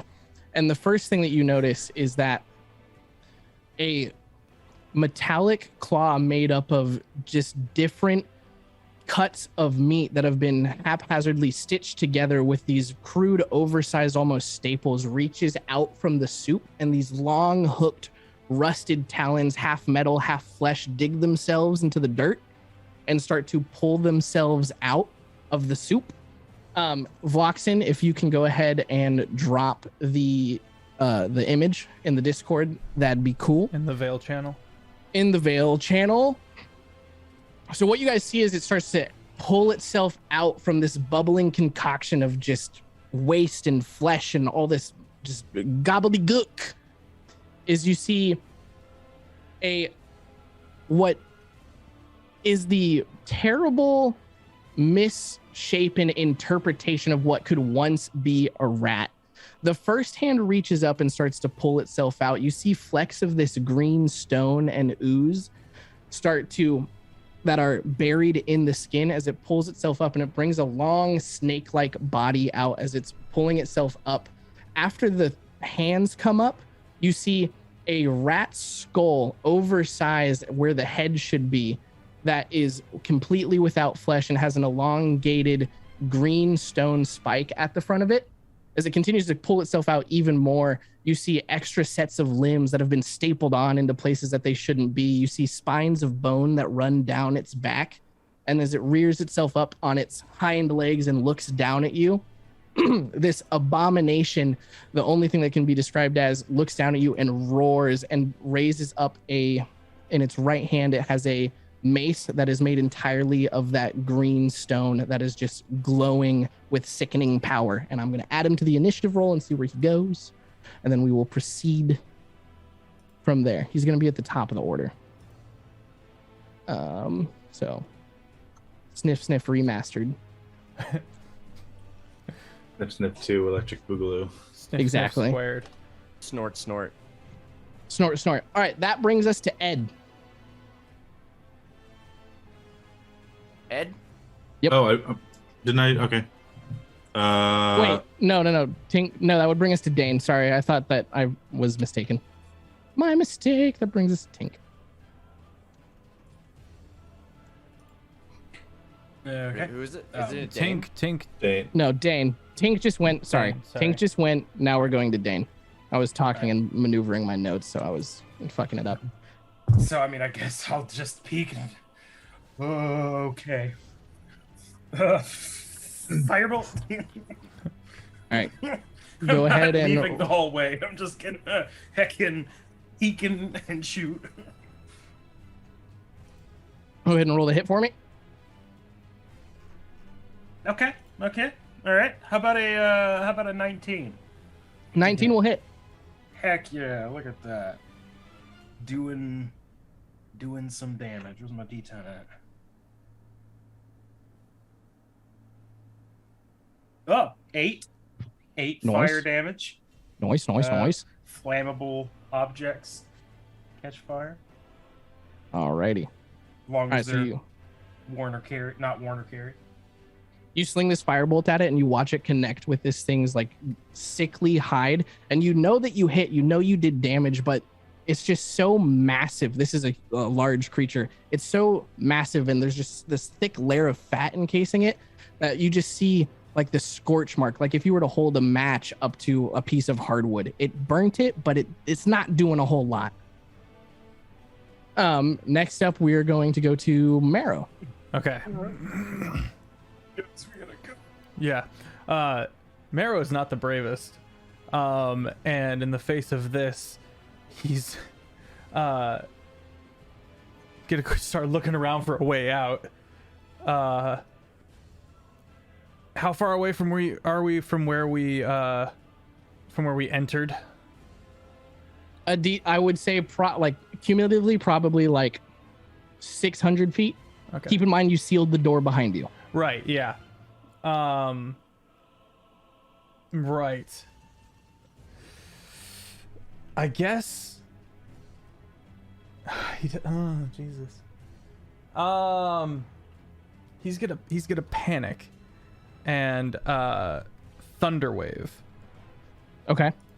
Although I guess so. How close is it exactly? So from the opening in the door, it Right. is like half out of the soup Right. cauldron right now. So it is about 20 feet from the opening in a straight line. Or no, Okay. it would be about like 15.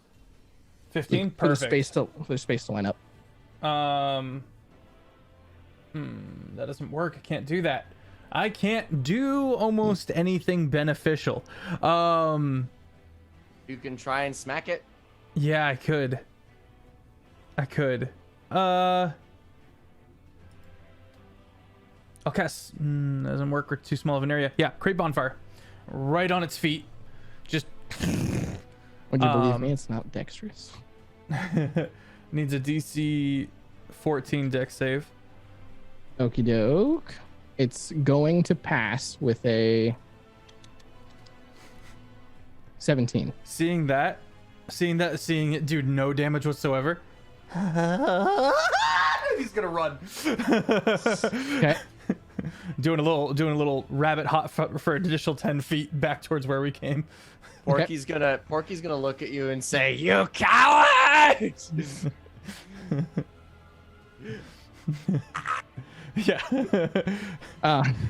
So at the end of Marrow's turn, the Abomination is going to use a legendary action, and it's going to point that big oversized mace in the direction of Tink, the one who dealt the killing blow to Sniff.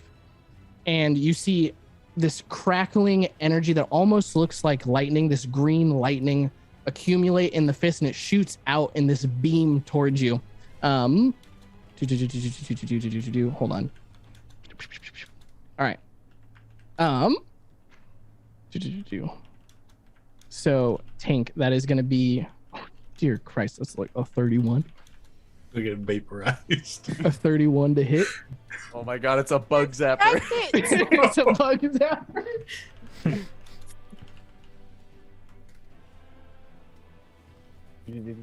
One, two. Just one of those. Sorry. If we believe in fairies hard enough, she'll be all right. Or Solid reference. That was well done. So that's gonna be a crispy offbeat. You ready for this? Yep. A crispy 4d20 damage. Yeah. like 4d20. I may have had a hand in making this monster a little bit. All right. That was an addition I added. At least the damage. Offbeat literally went, d20s for damage are funny, right? I was like, that's pretty funny. It's balanced because it only does an average of 40. but it's so swingy. It could be very low damage, man. It could be so It's low. it's like rolling 1d100 for damage. Just- It's balanced because its average is 50. All right, Yeah. Yeah, for sure. How funny would it be if she only took 4 damage though? Yeah. It'd be Yeah. pretty good. I mean, I rolled an Fingers 8, an crossed. 8, a 2, and a 6. But so we did a beautiful 24 damage to Tink as the rest of the party sees the small frame of Tink just get completely enveloped by this blinding ray of lightning. And as it blasts there for like a little over a second, and then when it recedes back into the mace head, you see Tink just fall limp out of the air. But how much HP does Tink have? 10. 10. Insta death. Instant death. Yeah. Instant death. Bug splat. Her skeleton falls into the Her soup. skeleton falls into the soup. Like Uncle Owen and Aunt Beru style, like crisped just here. I was thinking how funny if I could. I mean, it wouldn't work, but like purify food and water on the soup. That'd be pretty good. Okay, cool. So it was Marrow, then we just took a legendary action at the bottom of the order. Top of the order, we go to the Abomination of Sniff Sniff. Oh god. So Sniff Sniff is now going to pull itself out of the rest of the cauldron and orient itself. So who do I have in the hallway?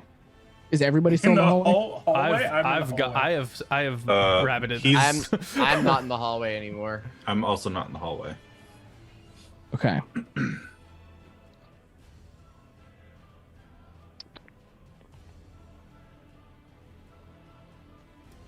But like down Okay, the yeah. hallway is Down the hallway is Jared Marrow Jeff. and Yeah. Marrow and Dane. Okay, cool. So, first thing that's going to happen, a question for the people who know the rules better than I do. Can you split multi-attacks between movement? Yes. Okay, cool. So, first thing that's going to happen is it's going to, thank you, you're an angel. Food. Nice. My tummy is quite angry. Oh. But it must await the show. It must go on. First thing that's going to happen is it's going to pull itself out of the soup and come within 5 feet of Ed. And it's going to Oh no. it is going to swing at Ed with one of its claw attacks. So you see down close to where the bend is. So this thing is standing up like straight like this, and then the rest of its body comes out behind it. At that bend, there is another set of 2 limbs. One of those is going to swing out at you. Does a 16 hit? It does not. It does not. Hey. Okay. Let's go. So you see as this just mass of flesh comes flying at you, and these claws go to dig into you. And do you use a shield? Are you a dodgy boy? I got my shield. Okay, cool. You brace yourself. You drop 1 foot back, almost all the way down to a knee, and the dirt slides underneath you as it connects with your shield, but holds, and you are pushed backwards by the force of this thing. And then it rears up the opposite hand on the left side of its body and goes to do the same thing again. That's gonna be another one in the 30s, so we're just gonna do the thing. Yep, just do the thing. Yep. Mm-hmm. I need my D10. 1, 2, 3. So that's going to be 10, 12, 18 points of piercing damage. What is my? Yeah. Yep, that's exactly double. I'm dead. Oh my gosh. Okay. Oh, quack. Cracking heads. Sniff, sniff, don't mess around. And then at that point, Sniff, sniff is going to turn to the left towards the hallway and lower its skull head down, and using the bone spines on the side of it, start to drag itself through the corridor, knocking the loose dirt away. Jesus Christ. As it uses that to kind of like excavate the dirt around it and move down the rest of the hallway. It doesn't have the movement to get to Jared, I don't think, but that is where its turn will end. Can with my dying breath, I like reach and grab Porky. You gotta run. I'll run when I'm dead. I forgot Porky was warn the alive. town. I will die in glorious victory. Next turn is Porky. Porky's gonna take up a heroic stance. Moonlighted by the light of the hallway. Aim his crossbow as best as he can. He only shoots with one hand because he's cool like that. And he's gonna make 2 shots. One Let's action go. and a bonus action. That is a crit. Okay. So That will hit. And that's a 23. 23 damage? 23 to hit. Oh, okay. So those both hit. Nice. Okay. Damage. That is going to be 12 damage on the first one, and 8 on the second. So a total of 20 damage between the 2 shots. Okay, cool. So both of those, same sort of situation with Dane when he shot the thing. They found purchase. You know they did damage, but this thing, there's just so much meat to this dude. Mhm. You're like, for all you know, he didn't feel it. Anything else from you, Porky? Well, looking as that's my exit, I'm just gonna... I'm gonna take up half cover beside the doorway. And hope it doesn't notice me. All right. Ed and Tink are deceased. Dan, you're about 10 feet away from this thing. It's snapping jaws with that spike coming out of its mouth as it's crawling through. What would you like to do, my friend? I'm going to run. I'm going to run away. Okay. Yeah, I'm gonna just... Y'all are about to lead this thing to town, and this is going to take quite the turn that I did not prepare for. All right. Are you taking the dash action?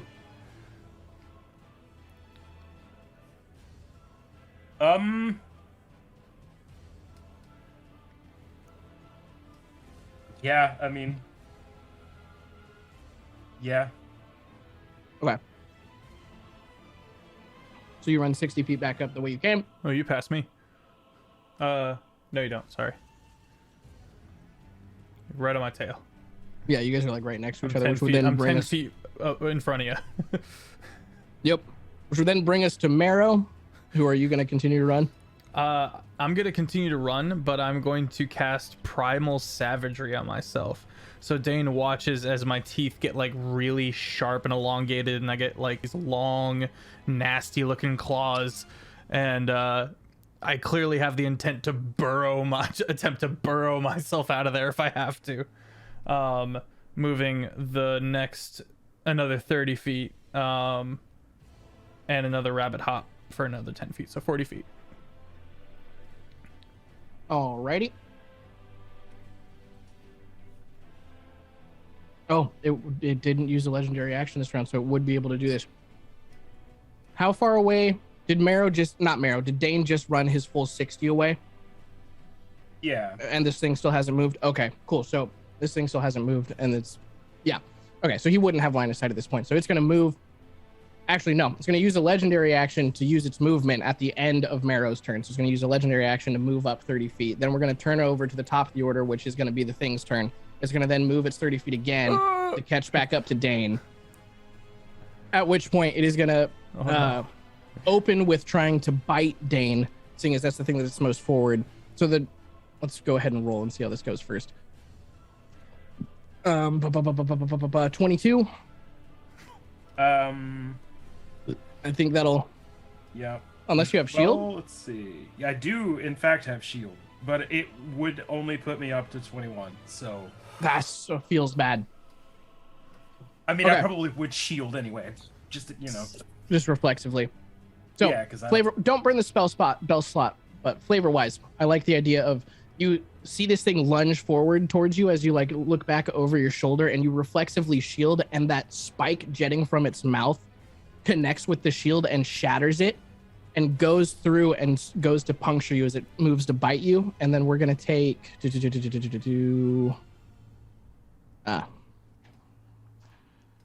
the funny dice. All right. D20? No, D12s. Oh, So- okay. You're going to take 28 points of piercing damage as the spike hits you. Yeah. That's insta dead because you're 7, right? Oh yeah, for sure. Yeah. Okay. Anything So over Marrow, 14 is done. I mean, I technically have 8 temp, but that it doesn't Fair. mean anything at this So, point. Marrow, you see, like, as you're running away, you, like, catch a glimpse of this. So you see this thing lunge at it, and this spike gets driven through from behind the back of Dane, and it pops out the sternum, and you see that it pulls it into its mouth and starts to chew and just eat at him as it then gets ready to start to go towards you. That's the end of it. It's literally just the wrap. It's a repeat, boys. It's literally just me and Feff left. No, I'm alive. Yeah. Oh wait, yeah. Also offbeat. You're right. But that is the end of its turn, which would then put us to Porky. How far away is it at this point? Like 90 feet? 60. 60? Okay, I'm gonna move up 30. So it is now within the range of my crossbow at my hand crossbow again. I'm gonna make 2 more shots. Get I'm him. gonna whittle him down. That is a. Ooh, that one's not gonna be as good. 17 to hit. I think I'm out of rabbit hops. I think 17 just misses. Okay. Well, out. Yeah, 17 just misses. Okay. And a 23 to hit. That will in fact hit, good sir. Crisp. 6 more damage. 6 more damage. I'm coming for you, big boy. And I'm gonna. You can't escape justice, Sniff Sniff. You can't escape the law of Porky Vegas. And that's my turn. All right. That will then put us to Meryl. His legs are tired. He can't use his hop bonus action anymore. He's got to keep up his concentration for primal savagery, so he's gonna full dash back to where we came from and just start trying to, like, just start clawing, just cry, screaming, trying to claw through the dirt wall. Okay.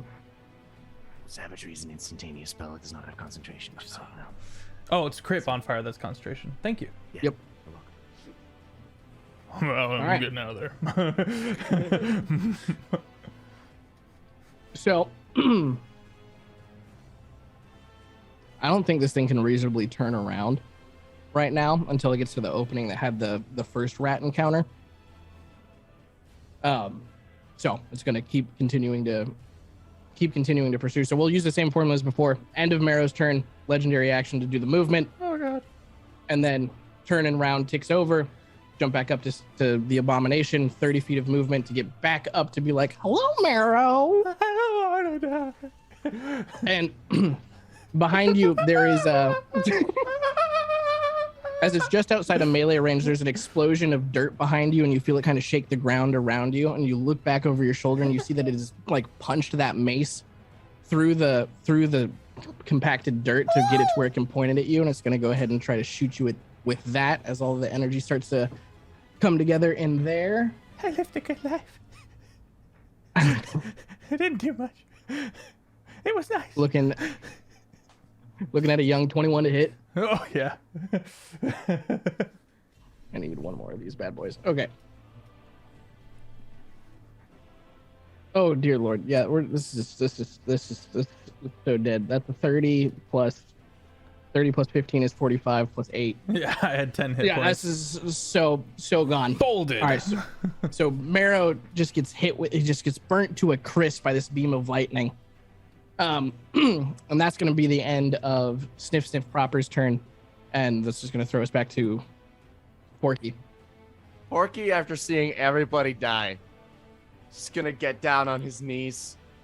He's gonna drop his crossbow, put his hands in prayer.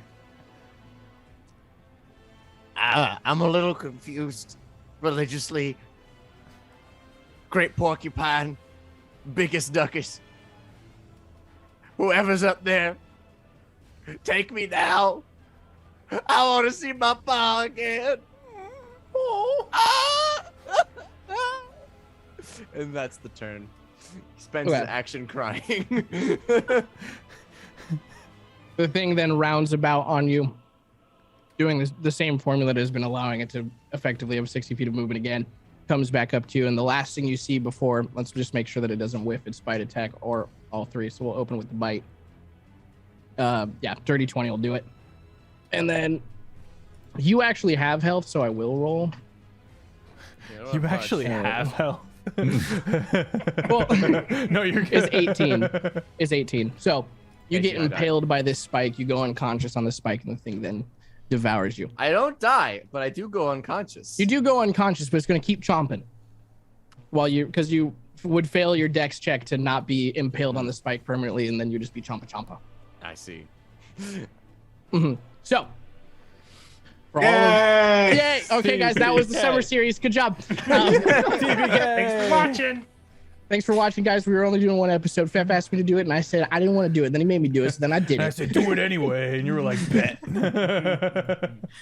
So, all of this happens for each of you at different times, but you all end up in the same place. Tink, the last thing that you remember seeing is just this crackling ball of energy in front of you before you just get blinded by light. Similar things happen to everyone. Porky, the last thing that you see is the jaws of the beast snapping at you, and then everything went dark. Same thing for Dane.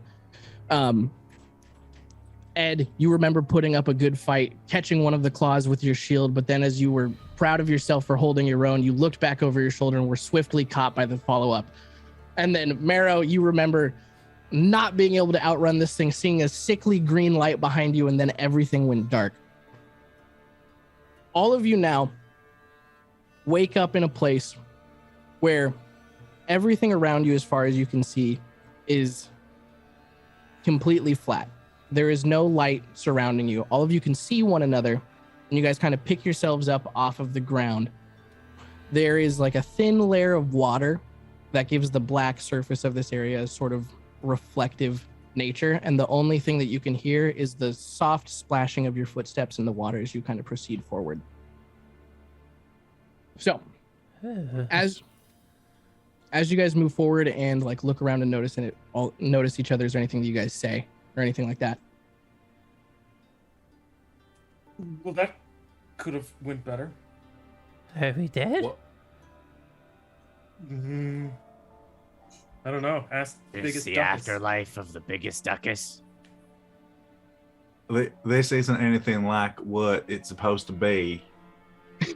So I'm at a loss.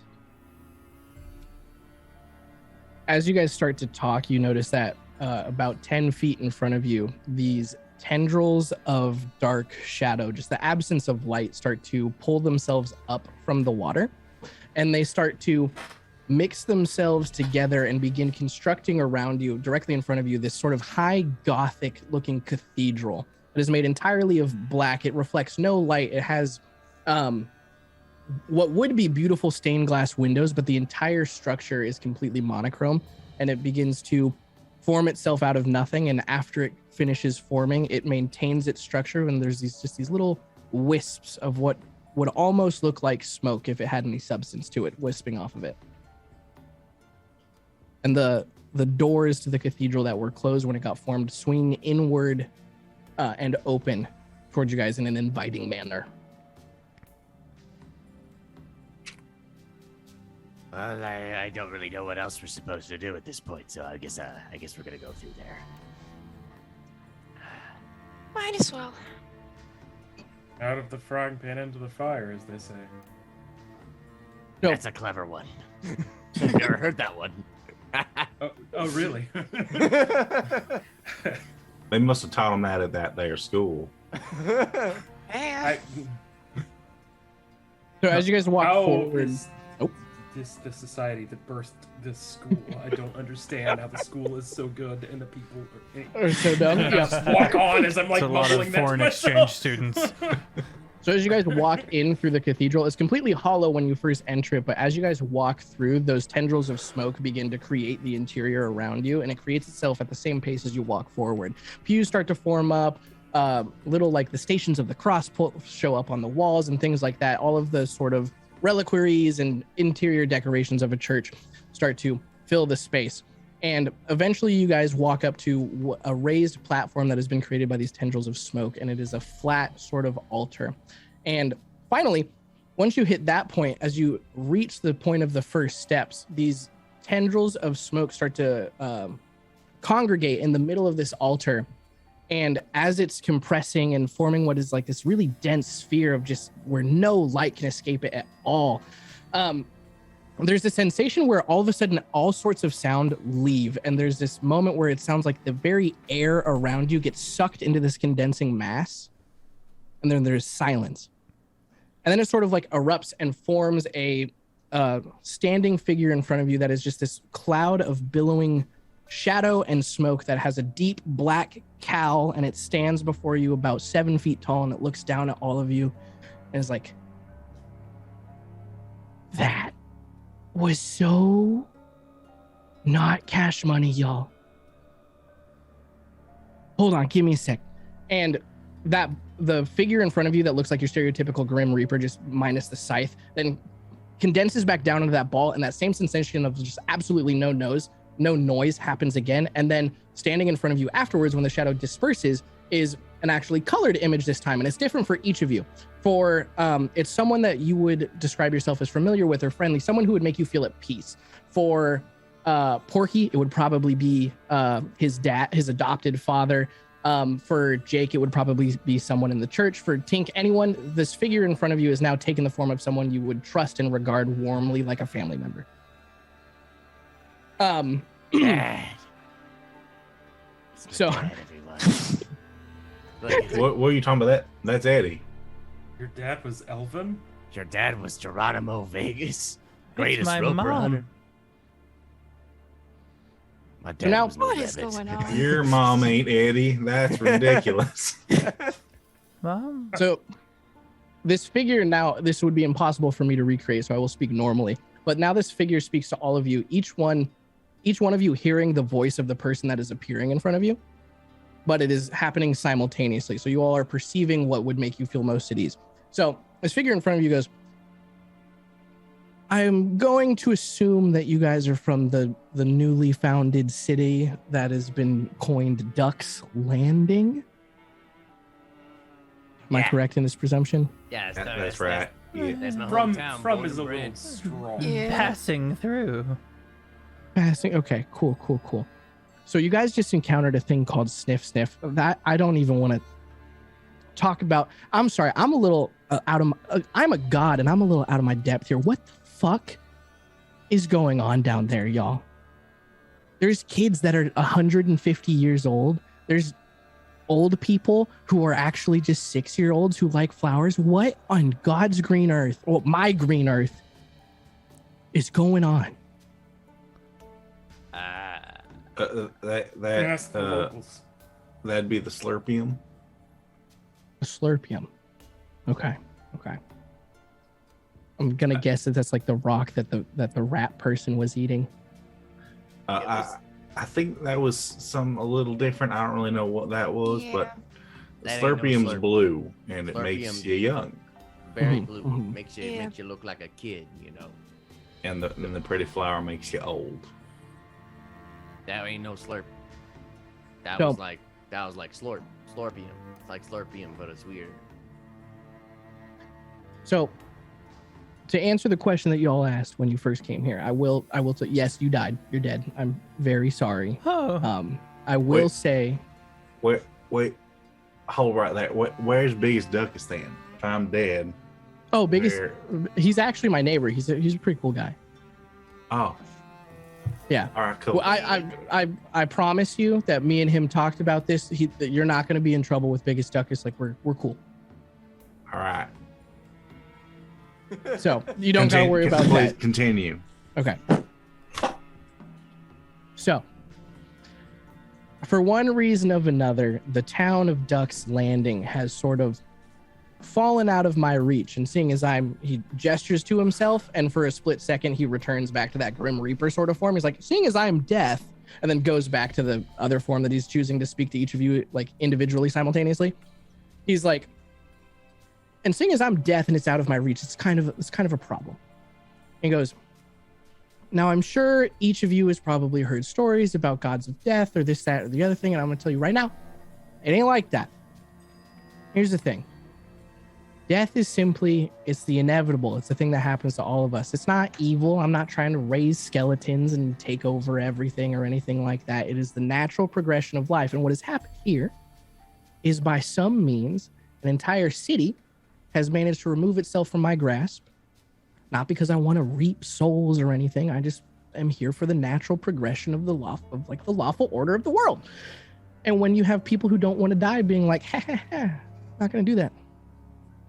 Can't stand by and let that happen. So, and with the certain players that be in Duck's Landing, I am concerned that the whatever means have created this situation could be exported or, spread to other places. And then that's going to be a whole gobbledygook that we don't want to deal with.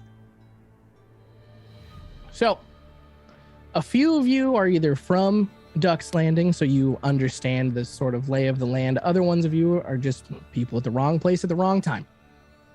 And I decided that now was the time to act, and you guys have come face to face with the what starts to go wrong when people can't die or have the means to cheat death by meeting Sniff Sniff. So I can't get down there for why ever. So I need representatives. I need someone to be an extension of me, not to go out and wreak havoc or anything like that, but to figure out how to bring Duck's Landing back into the fold of the natural order of things. And seeing as you guys were now more aware than anyone in that city, figured might as well. You guys all ended up in that situation. And I could offer you a little bit of, and he looks pointedly at Porky and goes, righteous vengeance on the one that sent you here. Vengeance. Death to those unjust. You're offering us to send us back. So I'm offering to send you back as my sort of avatars to go Airbender. to go bring Duck's Landing back into the fold, at which point I will release you all from my sort of grasp, and then you'll be free to live out your natural lives however you so please. And then if not, I just kind of like let you guys carry on your merry way onto, gestures behind him, all that. So you're telling me that it's not a good thing that we're living longer to worship Biggest Duckus? That's a problem? I'm telling you that when death becomes impossible, things start to get twisted. You're from the town. You've seen Slurpium. You've seen what it does in its purest form. Slurpium doesn't make that big rat monster. But Slurpium was the key ingredient in making that big rat monster. So once things have an eternity to sort of mess with whatever they want, things get pretty fucked up pretty quick. Well, if you're friends with Biggest Duckus, then I trust you. I'll do. It sounds good to me.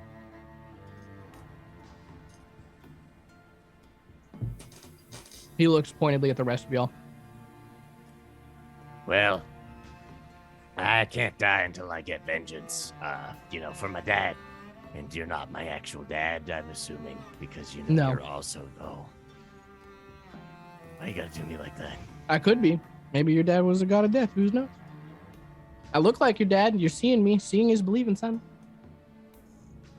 Those are a lot of words that my dad didn't know. That's right. All right, vengeance. Loads crossbow with malicious intent. He's ready. Yeah, I don't see I have much of a choice. Yeah, not dying at the bottom of some backwards rat-infested hole Did in we the ground. did we die with all of our stuff on us? Like, or we, all right. We just reach into my pack and pull out some bread and grapes. if you see Biggest Duckus, we give these to him for me. Yeah. It's a little offering. Thank. Certainly. And he Appreciate So Eddie extends his hand to you, and when like the bread and grapes hits it, his hand turns into that like form of shadow, and then it like envelops it, and then it goes back to his normal hand, and then there's no bread and grapes. It's now on Death's person. Anyways, I've spent most of my long life, not doing much, and I've always seen that as a good thing. Is I've been able to relax and not need for much, but at the end there, it was kind of sad. So it felt kind of pointless and empty, which, it's kind of a revelation for me. So one last big adventure in my twilight years might actually be kind of cool, and not being able to go back is quite the offer. I'm gonna be honest with you. Mm-hmm. I was gonna be coming for you real soon, brother man. So it's a good deal that you gotta get to do this last hurrah. Oh. It wouldn't have been like a bad thing. It just would have been like, hey, homie, like time to go. Oh. You know how it is. Mm-hmm. Yeah, death is natural, and that's important to me. I did come to this land with a bit of a quest. Do you know what happened to the druids? He leans in real close to you and goes, well, there are many gods. Some mightier than me. Some that even control me and the very world that you exist in. And something tells me that specific god that controls your world and your existence in it hasn't a fucking clue what happened to him, so I don't think I do either. Oh. But I'm sure he will figure it out. He operates in mysterious ways. A bit above my pay grade, maybe. Who's to say? Yeah, I guess I'm in. And he kind of sits on one of the shadowy pews. Does he fall through? No, it holds him up. He kind of sits and is just overwhelmed. So like, Death in his different forms kind of straightens up, rolls his shoulders back, and is like, all right, cool. I will put you guys all back together. Wait, Tink, did you agree? I can fight more things. I'm all in. I like that. All right, so I'll put you guys all back together real quick. And he like fans his fingers out, and there is a like a silver medallion in his hand, and he offers it to each of you. He goes, okay, cool. Here's the deal. This represents your tie to me and my tie to you, our mutually beneficial agreement. He goes, think of it as like a tether for your soul.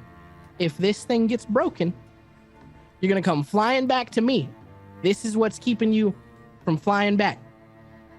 So don't lose it. I mean, you can lose it, bury it. Just don't let it get broken. So if it gets broken, we're gonna be here talking again. I'm gonna be like, well, buddy, you lost your soul. Oh. I don't lose things very often. All right, here you go. And he Don't think I've ever lost is my life. And your dad. like, that's a good one.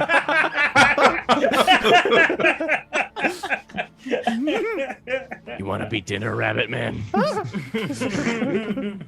Death goes, and on that note, and he claps his hands, and all of the shadows feel like they've been hit by a strong wind, and they get pushed backwards, and everything starts to go white for you guys.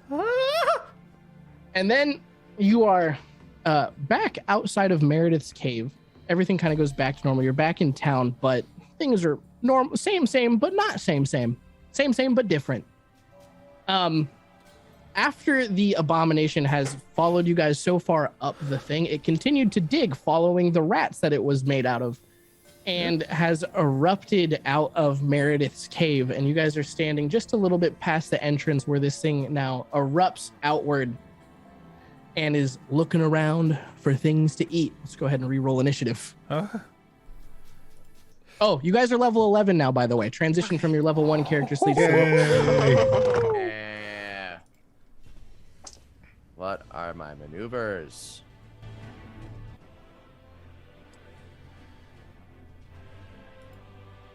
I'm Okay. gonna add on an ambush dice.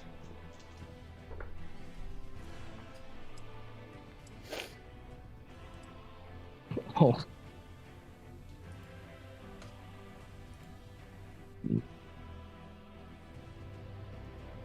All right. Oh, you guys put them in chat. Look at you guys go.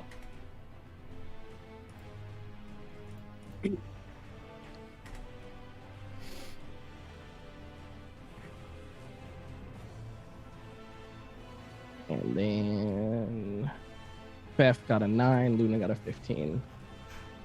Yeah, for all of my +5 to initiative, I'm rolling garbage. Happens to be like that. Yeah. All right, so top of the turn is going to be Porky, followed by Dane, followed by Tank, followed by Ed, followed by Marrow, and then the late Sniff. So, All right. Porky, how would you like to proceed? Porky's gonna whip out his crossbow with newfound dexterity. It's like, ooh, fast. And he's gonna grab from his porcupine things. He's got a whole fistful of quills. He's like, oh, I'm strong. And then he's gonna point at Sniff. You've eaten your last and it's going. I'm hitting with Hunter's Mark, and we're gonna go to town. Is Hunter's Mark automatic, or is there a save against it? It's automatic. Cool. Basically, every time I fire a shot, the Hunter's Mark extra damage as a quill fires off from my back and strikes it. Nice. That is going to be a 26 to hit on the first attack. 26? Yep. That will hit. All right, that is a 28. 28 will also hit. And a 22. Also hit. Excellent. For all of so the first action is going to be 3d6 plus 1d8 plus an extra 3d6 plus 45 because I'm oh wait, I forgot to do my sharpshooter bullshit. Never mind. I need to do that's 26 minus 5, that's 21. I'm new character. Give me a sec. 20. You're good. 21. You're good. That is going to be 28. That's going to be 23, and then 22 plus 6 is going to be 17. I'm going to actually add on a precision attack on top of that to make that a 19 to hit. Does that hit? 19 hits. Okay, so now they all hit. So that is 22 plus 45. That is 67 damage for the first action, and I'm going to action surge. Okay. I'm going to do that again. Do it. All right. Okay, that is a -5. That is 6. That's 23 to hit. 23 will hit. All right. Offbeat, it's so nice being on your team. That is a 29 to hit. That is a 19 to hit. 19 hits. All right. That is a 18 to hit. 18 just hits. Okay, those are all hits. I'm going to add on my 3 remaining superiority dice to those attacks. I need it to make 3 separate wisdom saving throws. Okay. Number 1 is a 11. It fails. It has disadvantage on all attack rolls against everybody except for me. Okay. Nice. And Do I still need to make the other 3? No, you do not. Those are all the same ones. Okay, now I'll do damage. 1 and plus an extra 45.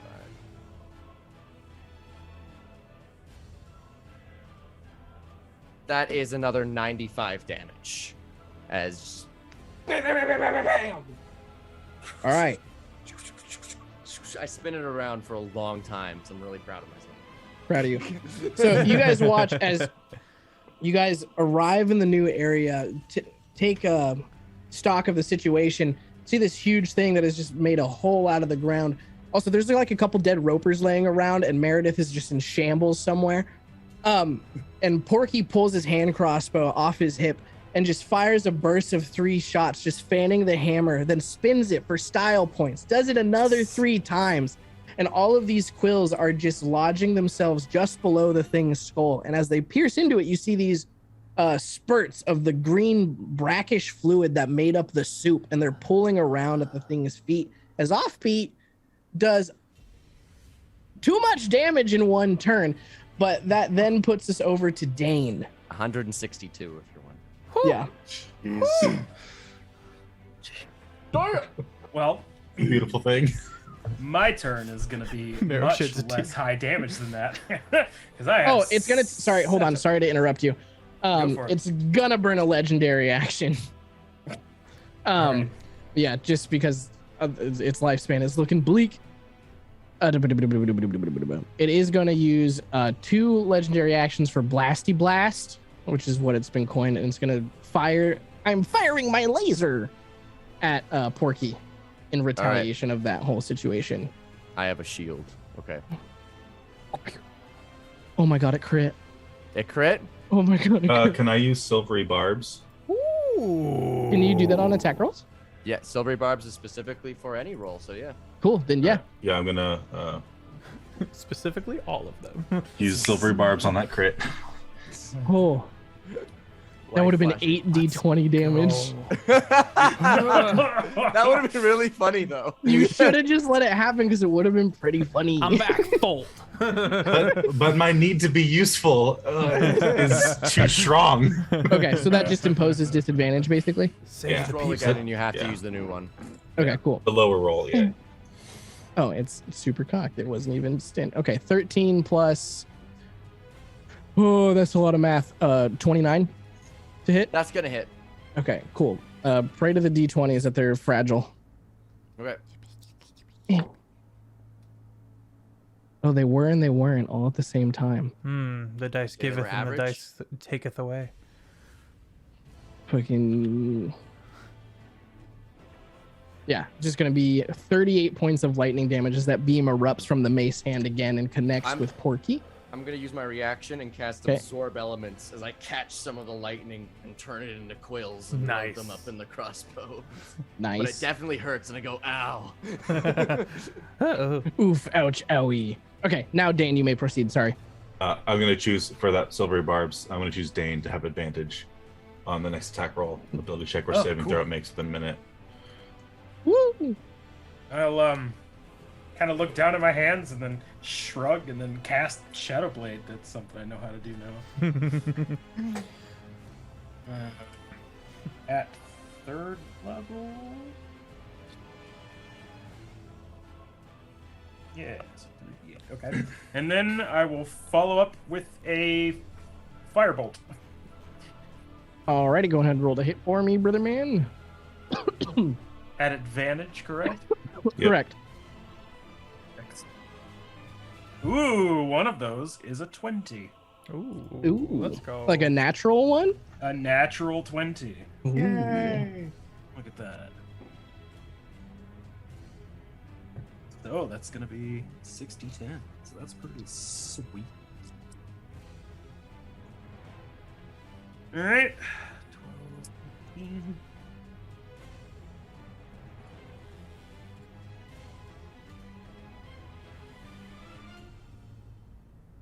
What's everyone's positioning to the thing? I would be farther back. How far away did we start from it? in the I would first say place? probably 30. Okay, I would have moved back then 30 feet, so I'm 60 feet away. Okay. I'm still at the 30. And I did 28 fire damage. 28. Okay.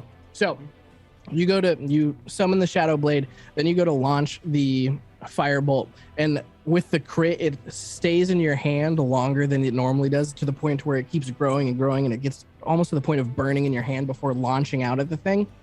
And you see that it bores and scorches a hole in this thing's abdomen, like cauterizing the wound as it pushes in, and the thing falls forward onto the ground, limp. And as you guys kind of like start to look around and be like, oh, that was way easier this time.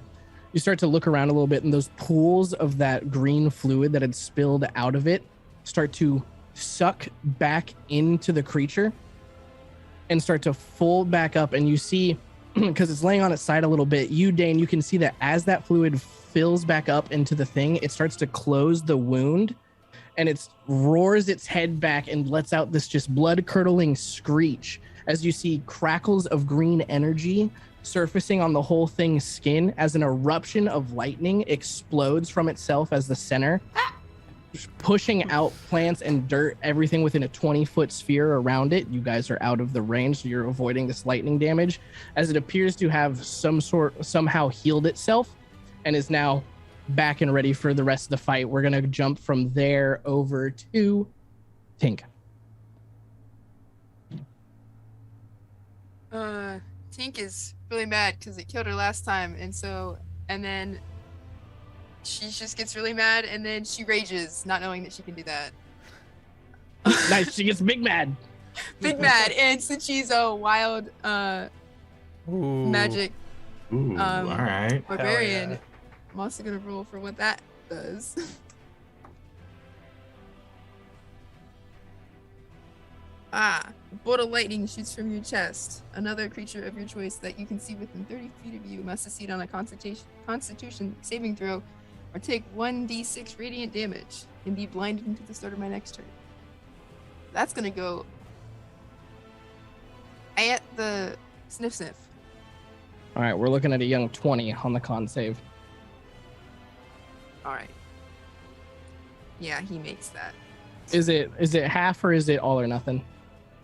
I think it's... It would say or half as much on a successful save at the end.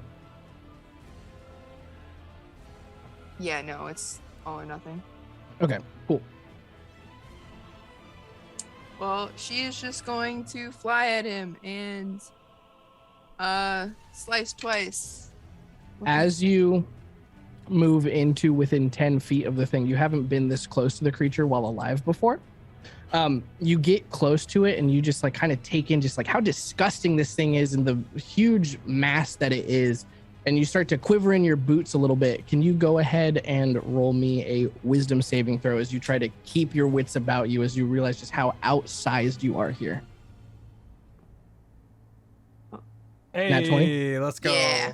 Beautiful. So you feel yourself start to get a little worried about the whole situation, but you remember that you literally have death on your side, and you move forward to make your attacks. Go ahead and proceed. So the first one is a 19 to hit. That will hit. Okay. That's 6 slicing.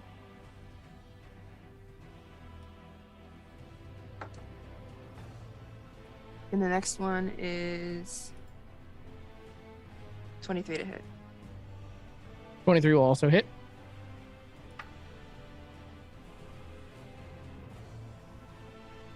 It's gonna be 8 slicing. Alrighty. So you start hacking away at this thing, just cutting gouges into the flesh, getting splattered by some of that green fluid as you just cut away at it. And as soon as she does that, I'm going to use the rest of my distance to fly off. Back it on up. Alrighty. That brings us to Ed. Right. I would like to. So, where's everyone? Can I position myself where I'm within 30 feet of everyone? I would probably say so. The way that I imagined everyone would be oriented would be in like a half circle around the thing. Probably like 5 or 10 feet between everyone. The only person I don't think you would be able to get would be Offbeat because he backed up another 30. So you would have to either not get Offbeat or not get Luna. Okay. Get everyone else. I'll move into range on my turn. Okay.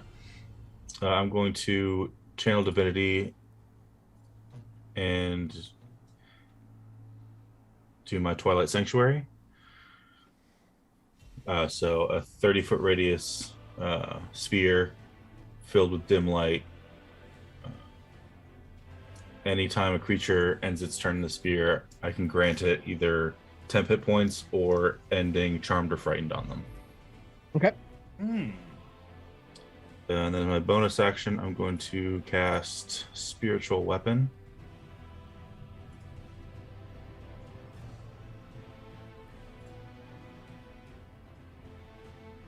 I'm going to cast that at 5th level.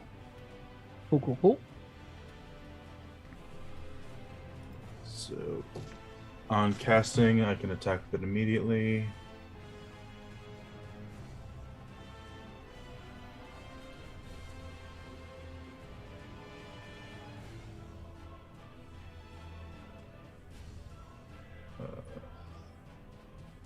Sorry, I'm figuring out how many die. You're good. We're in her house still, correct? You guys are in the area of town above her house. Okay. It has erupted from underneath, kind of destroying her home, and has arrived in like this kind of quad area Okay. where you guys are fighting it.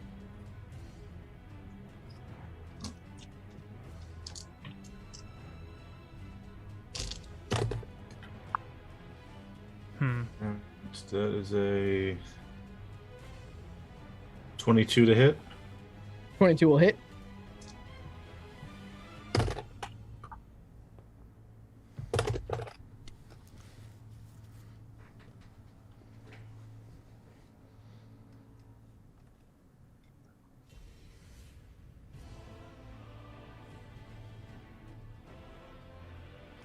$23, I believe, magical slashing.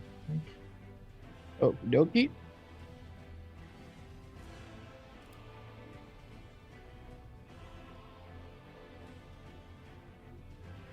Oh, force damage. Or yeah, it'll be force. Oh yeah, what does your spiritual weapon look like? So it's just like a giant like mace, but it's just a duck at the end. Nice. Head cannon, it squeaks whenever it hits things. Absolutely. Rubber duck. All right. It's like overly proportionate. It's like a giant. It's like regular size stick and just giant rubber duck. Whack him over the head. Anything else from you, Ed? Nope. Just the end of my turn. I'll gain my temp hit points. Alrighty. At the end of Ed's turn, it's going to use its last legendary action for the round, and it's going to use its movement without provoking opportunity attacks to position itself more into the center of everyone, specifically trying to get closer to Ed and Dane, trying to bisect you two. So it scurries on up that way. As it gets close to you guys, as it enters the thing, can I get wisdom saves for you for the frightful presence? Wisdom 16. That's a 10 for me. 16 exactly. Nice. That's an 11. All right. The two boys who fail, so that will be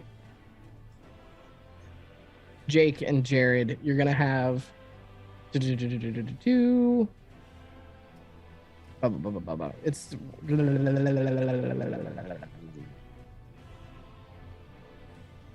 anyways, it's disadvantage on ability checks and attacks while the thing's in line of sight, and then you can repeat the saving throw on your turn. Okay. That is a frighten, correct? Yeah. All right. That attacks. Hmm? You said attacks or Attacks and ability checks. Okay, that's cool. And that throws us to Marrow. Yeah.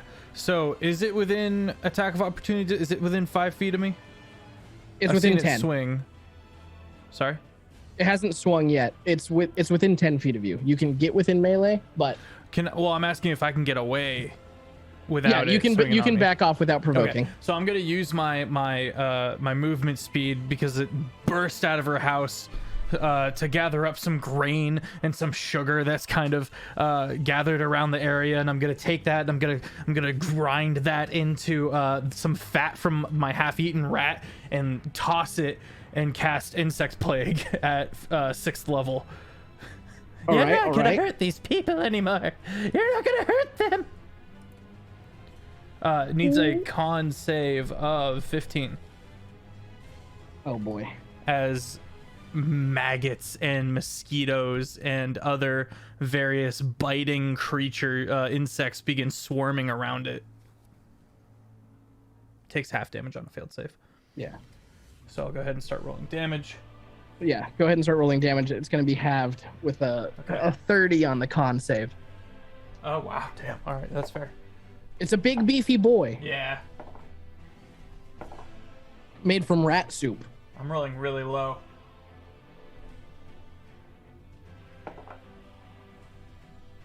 Okay. 23. So halved. 24, 12, 13. 13 damage, and the area around it is difficult terrain. I rolled really low. Okay. Noted. All right. After Mara, we now have the thing. So you backed up, right? If I can, yeah. Yeah, you did. You were able to. So you backed up your movement, which is 30, or did you do the bonus action for the 40? I did not do the bonus action for the 40. Okay. So this thing is now going to turn on over towards Dane and move 5 feet closer to get adjacent. And it's going to look shockingly familiar, my friend. It's going to open up with the bite attack from before. Remember, it's at disadvantage because it is a it's disadvantage. affected by me. And if it's moving. First one's a 2. Oh. One was a crit, one was a 2. So does a 16 hit, friend? 16 does not hit. Let's go. All right, so this thing lunges out towards you as its jaws snapping shut and that spike still protruding a little bit from its closed maw as you jump backwards out of the way. Offbeat, where are you positionally? I am like, I would move back 30 feet from where they were, so. Out of range. No way for him to get to you. So he's also in difficult terrain. Yeah. So he's then going to dump the rest of his multi-attack into Dane again, but with disadvantage because of the thing. So we got, oh my god, another 2. So 16 does not hit. And then, oh my god, another 2. This die really likes 2s. So all 3 of those things. Keep rolling with that one. Yeah, that. Yeah, for real. This is also the one that crit earlier. I don't know. This dice is hot and cold.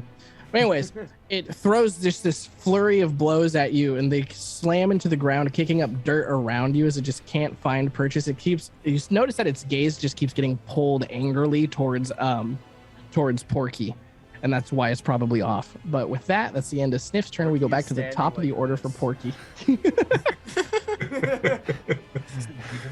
At one point when it looks over, it looks like I'm doing this, but then he looks back and I'm still like this. Okay. Mind games. It's all mind games. It's all in the head, you know. Porky is going to once again take aim with sharpshooter. Begin chew on the porcupine quill that he's permanently in his mouth, and is going to take another go at it. Get him. That is a 17 to hit. 17 misses. Dang. So you aim for the headshot, and the bolt glances off of the hard bone of its face. Go. No worries. That is an 18. 18 just hits. You And then lower the 30, aim down a 20. little bit. Both will hit. Nice. Okay, that is going to be not nearly as much damage as the last one, but it's going to be some. 7 plus 6, that is 13 plus 30. That is 13 plus 30 is 43 damage. 43 damage. Alrighty. And it no longer has disadvantage on attack rolls against other people. Cool. And that ends my turn. Alrighty. At the actually,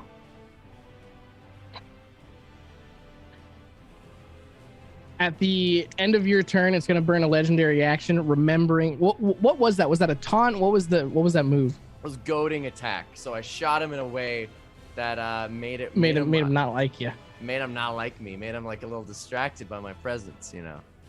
Maybe Okay. maybe it was sultry, you know. Like who's to say? Who's to say the ways of Sniff Sniff? Truly, who is? But at the end of your turn, remembering how you baited him, so anyways, you got him good. You got his goat. I got you. I ratioed you on Twitter, Sniff Sniff. He looks at you. His non-existent eye is filled with the fury of one who's bested on the social medias. And you see as he gets angrier and angrier, getting ready to type a keyboard warrior speech. You see the energy grow in that mace head on his other arm, and he's gonna use 2 legendary actions to beam you. Sniff Sniff wants a roast. Oh dear lord. 17 to hit, my friend. Oh, that misses. It glances off my shield as I parry him from Dark Souls. You guys hear that iconic ding sound as he goes limp, ready for the riposte. Not really, but Porky Dane. All right. I'm gonna start by going into Bladesong. Wah, wah, wah, wah. Look at that, and then I'm going to complete by swinging twice. Get him. I am still at You- disadvantage, correct? Oh, yeah. You can repeat the saving throw at the end of your turn, though. Or if you end your turn within my sphere, you could just choose to end it. Oof. Well, I assume. Oh heck! What the heck is my? And don't forget that you have Shadow Blade going as well. Yeah. That's why. I think you just. What do you use for your attack roll for that? I assume it's just your spellcat. Your. It's your Dex modifier. Oh, okay. Dex or Strength, whatever one is a finesse weapon. So I assume a 12 doesn't hit. That will not. No. Get him It again. hadn't been disadvantage. How about a dirty 20? That will do it. That was the lower one. Dear Hey. God. Yeah. Yep. All right. Okay. All right. Roll this damage. Start with a cool 18.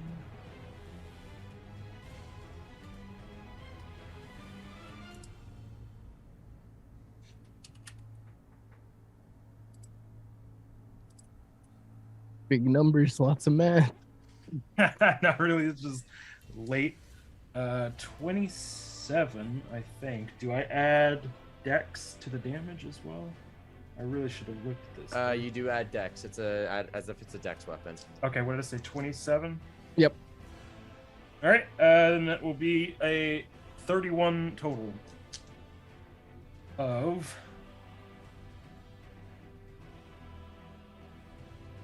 Psychic damage. Psychic damage. Nice. How would you like to do this, Dane? Let's go. Oh! Well, so he did the parry, and then the chong, and then I just stepped in and just did the exact. So you drive your sword into the half-healed wound that was made by that critical hit on the firebolt. As you drive the blade into the flesh, you see the shadows wreathing it. Fork out and drive into the skin and hook inwards and pull just this massive pound of flesh as you retract your blade. And the thing howls in pain and then slumps forward and falls limp on the ground to the left with a sickening thud. And we are out of initiative. And I think that's a good place to end it for tonight. We will deal with the repercussions of this next week. All right. Are you doing the Cool. outro or am I? Crisp. I'll do it. My stream now. Bitch. Anyways, what's up, guys? Thanks for being here. This has been Vale, my second time DMing on the channel. Glad to have you all here. Thanks for watching, Vloxin. I hope you enjoyed it because I know that this is how you found your way here. But yeah, no, I'm stoked. I think that went well. Thank you guys for trusting me to TPK you and not let it ruin the game for the second time. But yeah, that's about all I have to say. I'm excited to see how this all plays out. For expectations for the campaign, expect a monster of the week type feel where a new cool homebrew monster from some sort of other fiction that I really like. Today's monster was a Hell Pit Abomination from Warhammer Fantasy. specifically a Skaven monster that's made by stitching together a bunch of super crazy, sickly rats. And thanks to Offbeat for helping me homebrew because I don't know what the hell I'm doing. And on that note, I'll hand it to my doppelganger, Offbeat. What up? My name is Dat Clean Hot Dog, and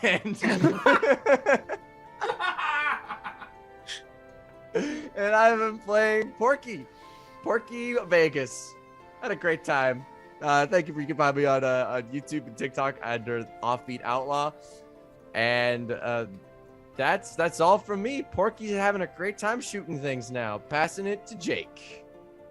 Hey, I'm CritFailJake. You can find me on TikTok and Instagram. I play Ed times 10 or whatever, and D times 10.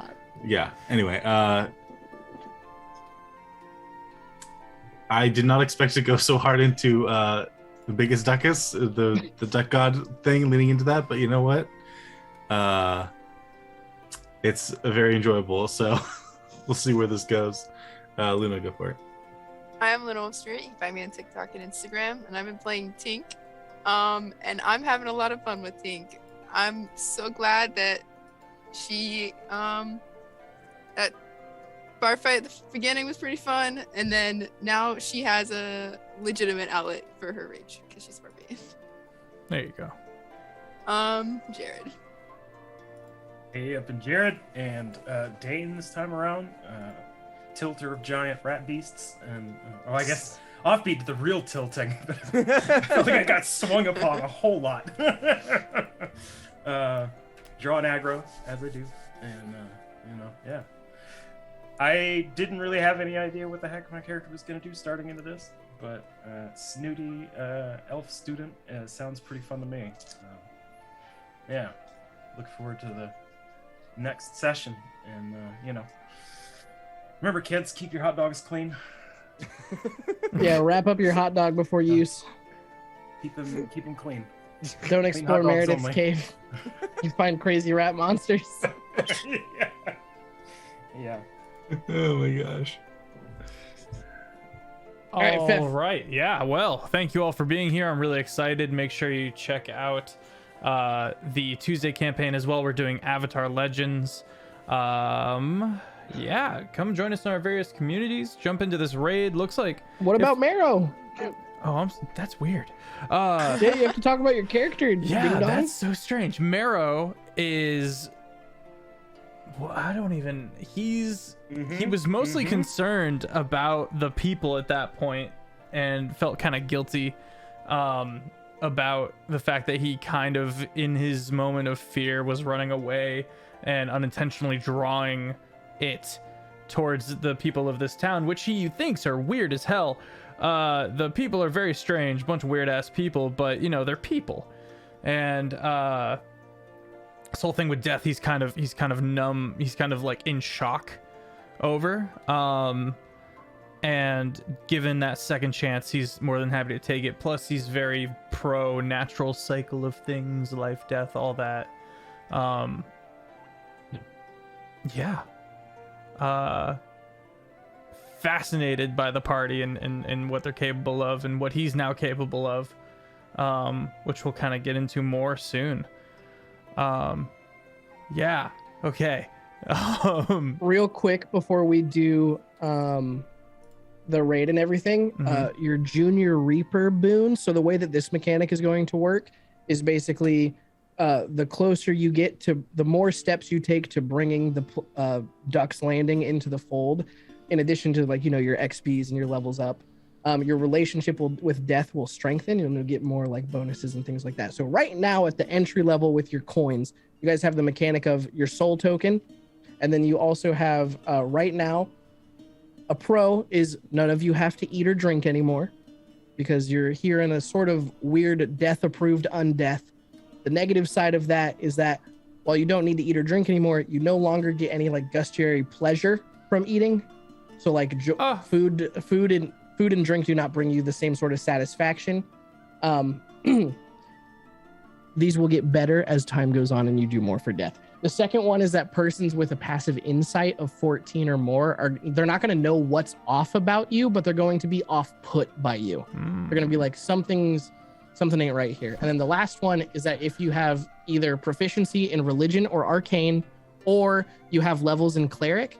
During a long rest, you can choose to spend some of your time meditating to convene with death to get sort of like cryptic images and hints as to how you should proceed towards the next objective that will push his storyline forward. Cool. Interesting. All right, cool. Well, everybody, I know you like D&D. There's a fantastic person by the name of Crane who looks like she might actually be DMing, which is pretty cool. Looks like they're doing their first episode. So everybody pile into this raid. Tell them hi for me.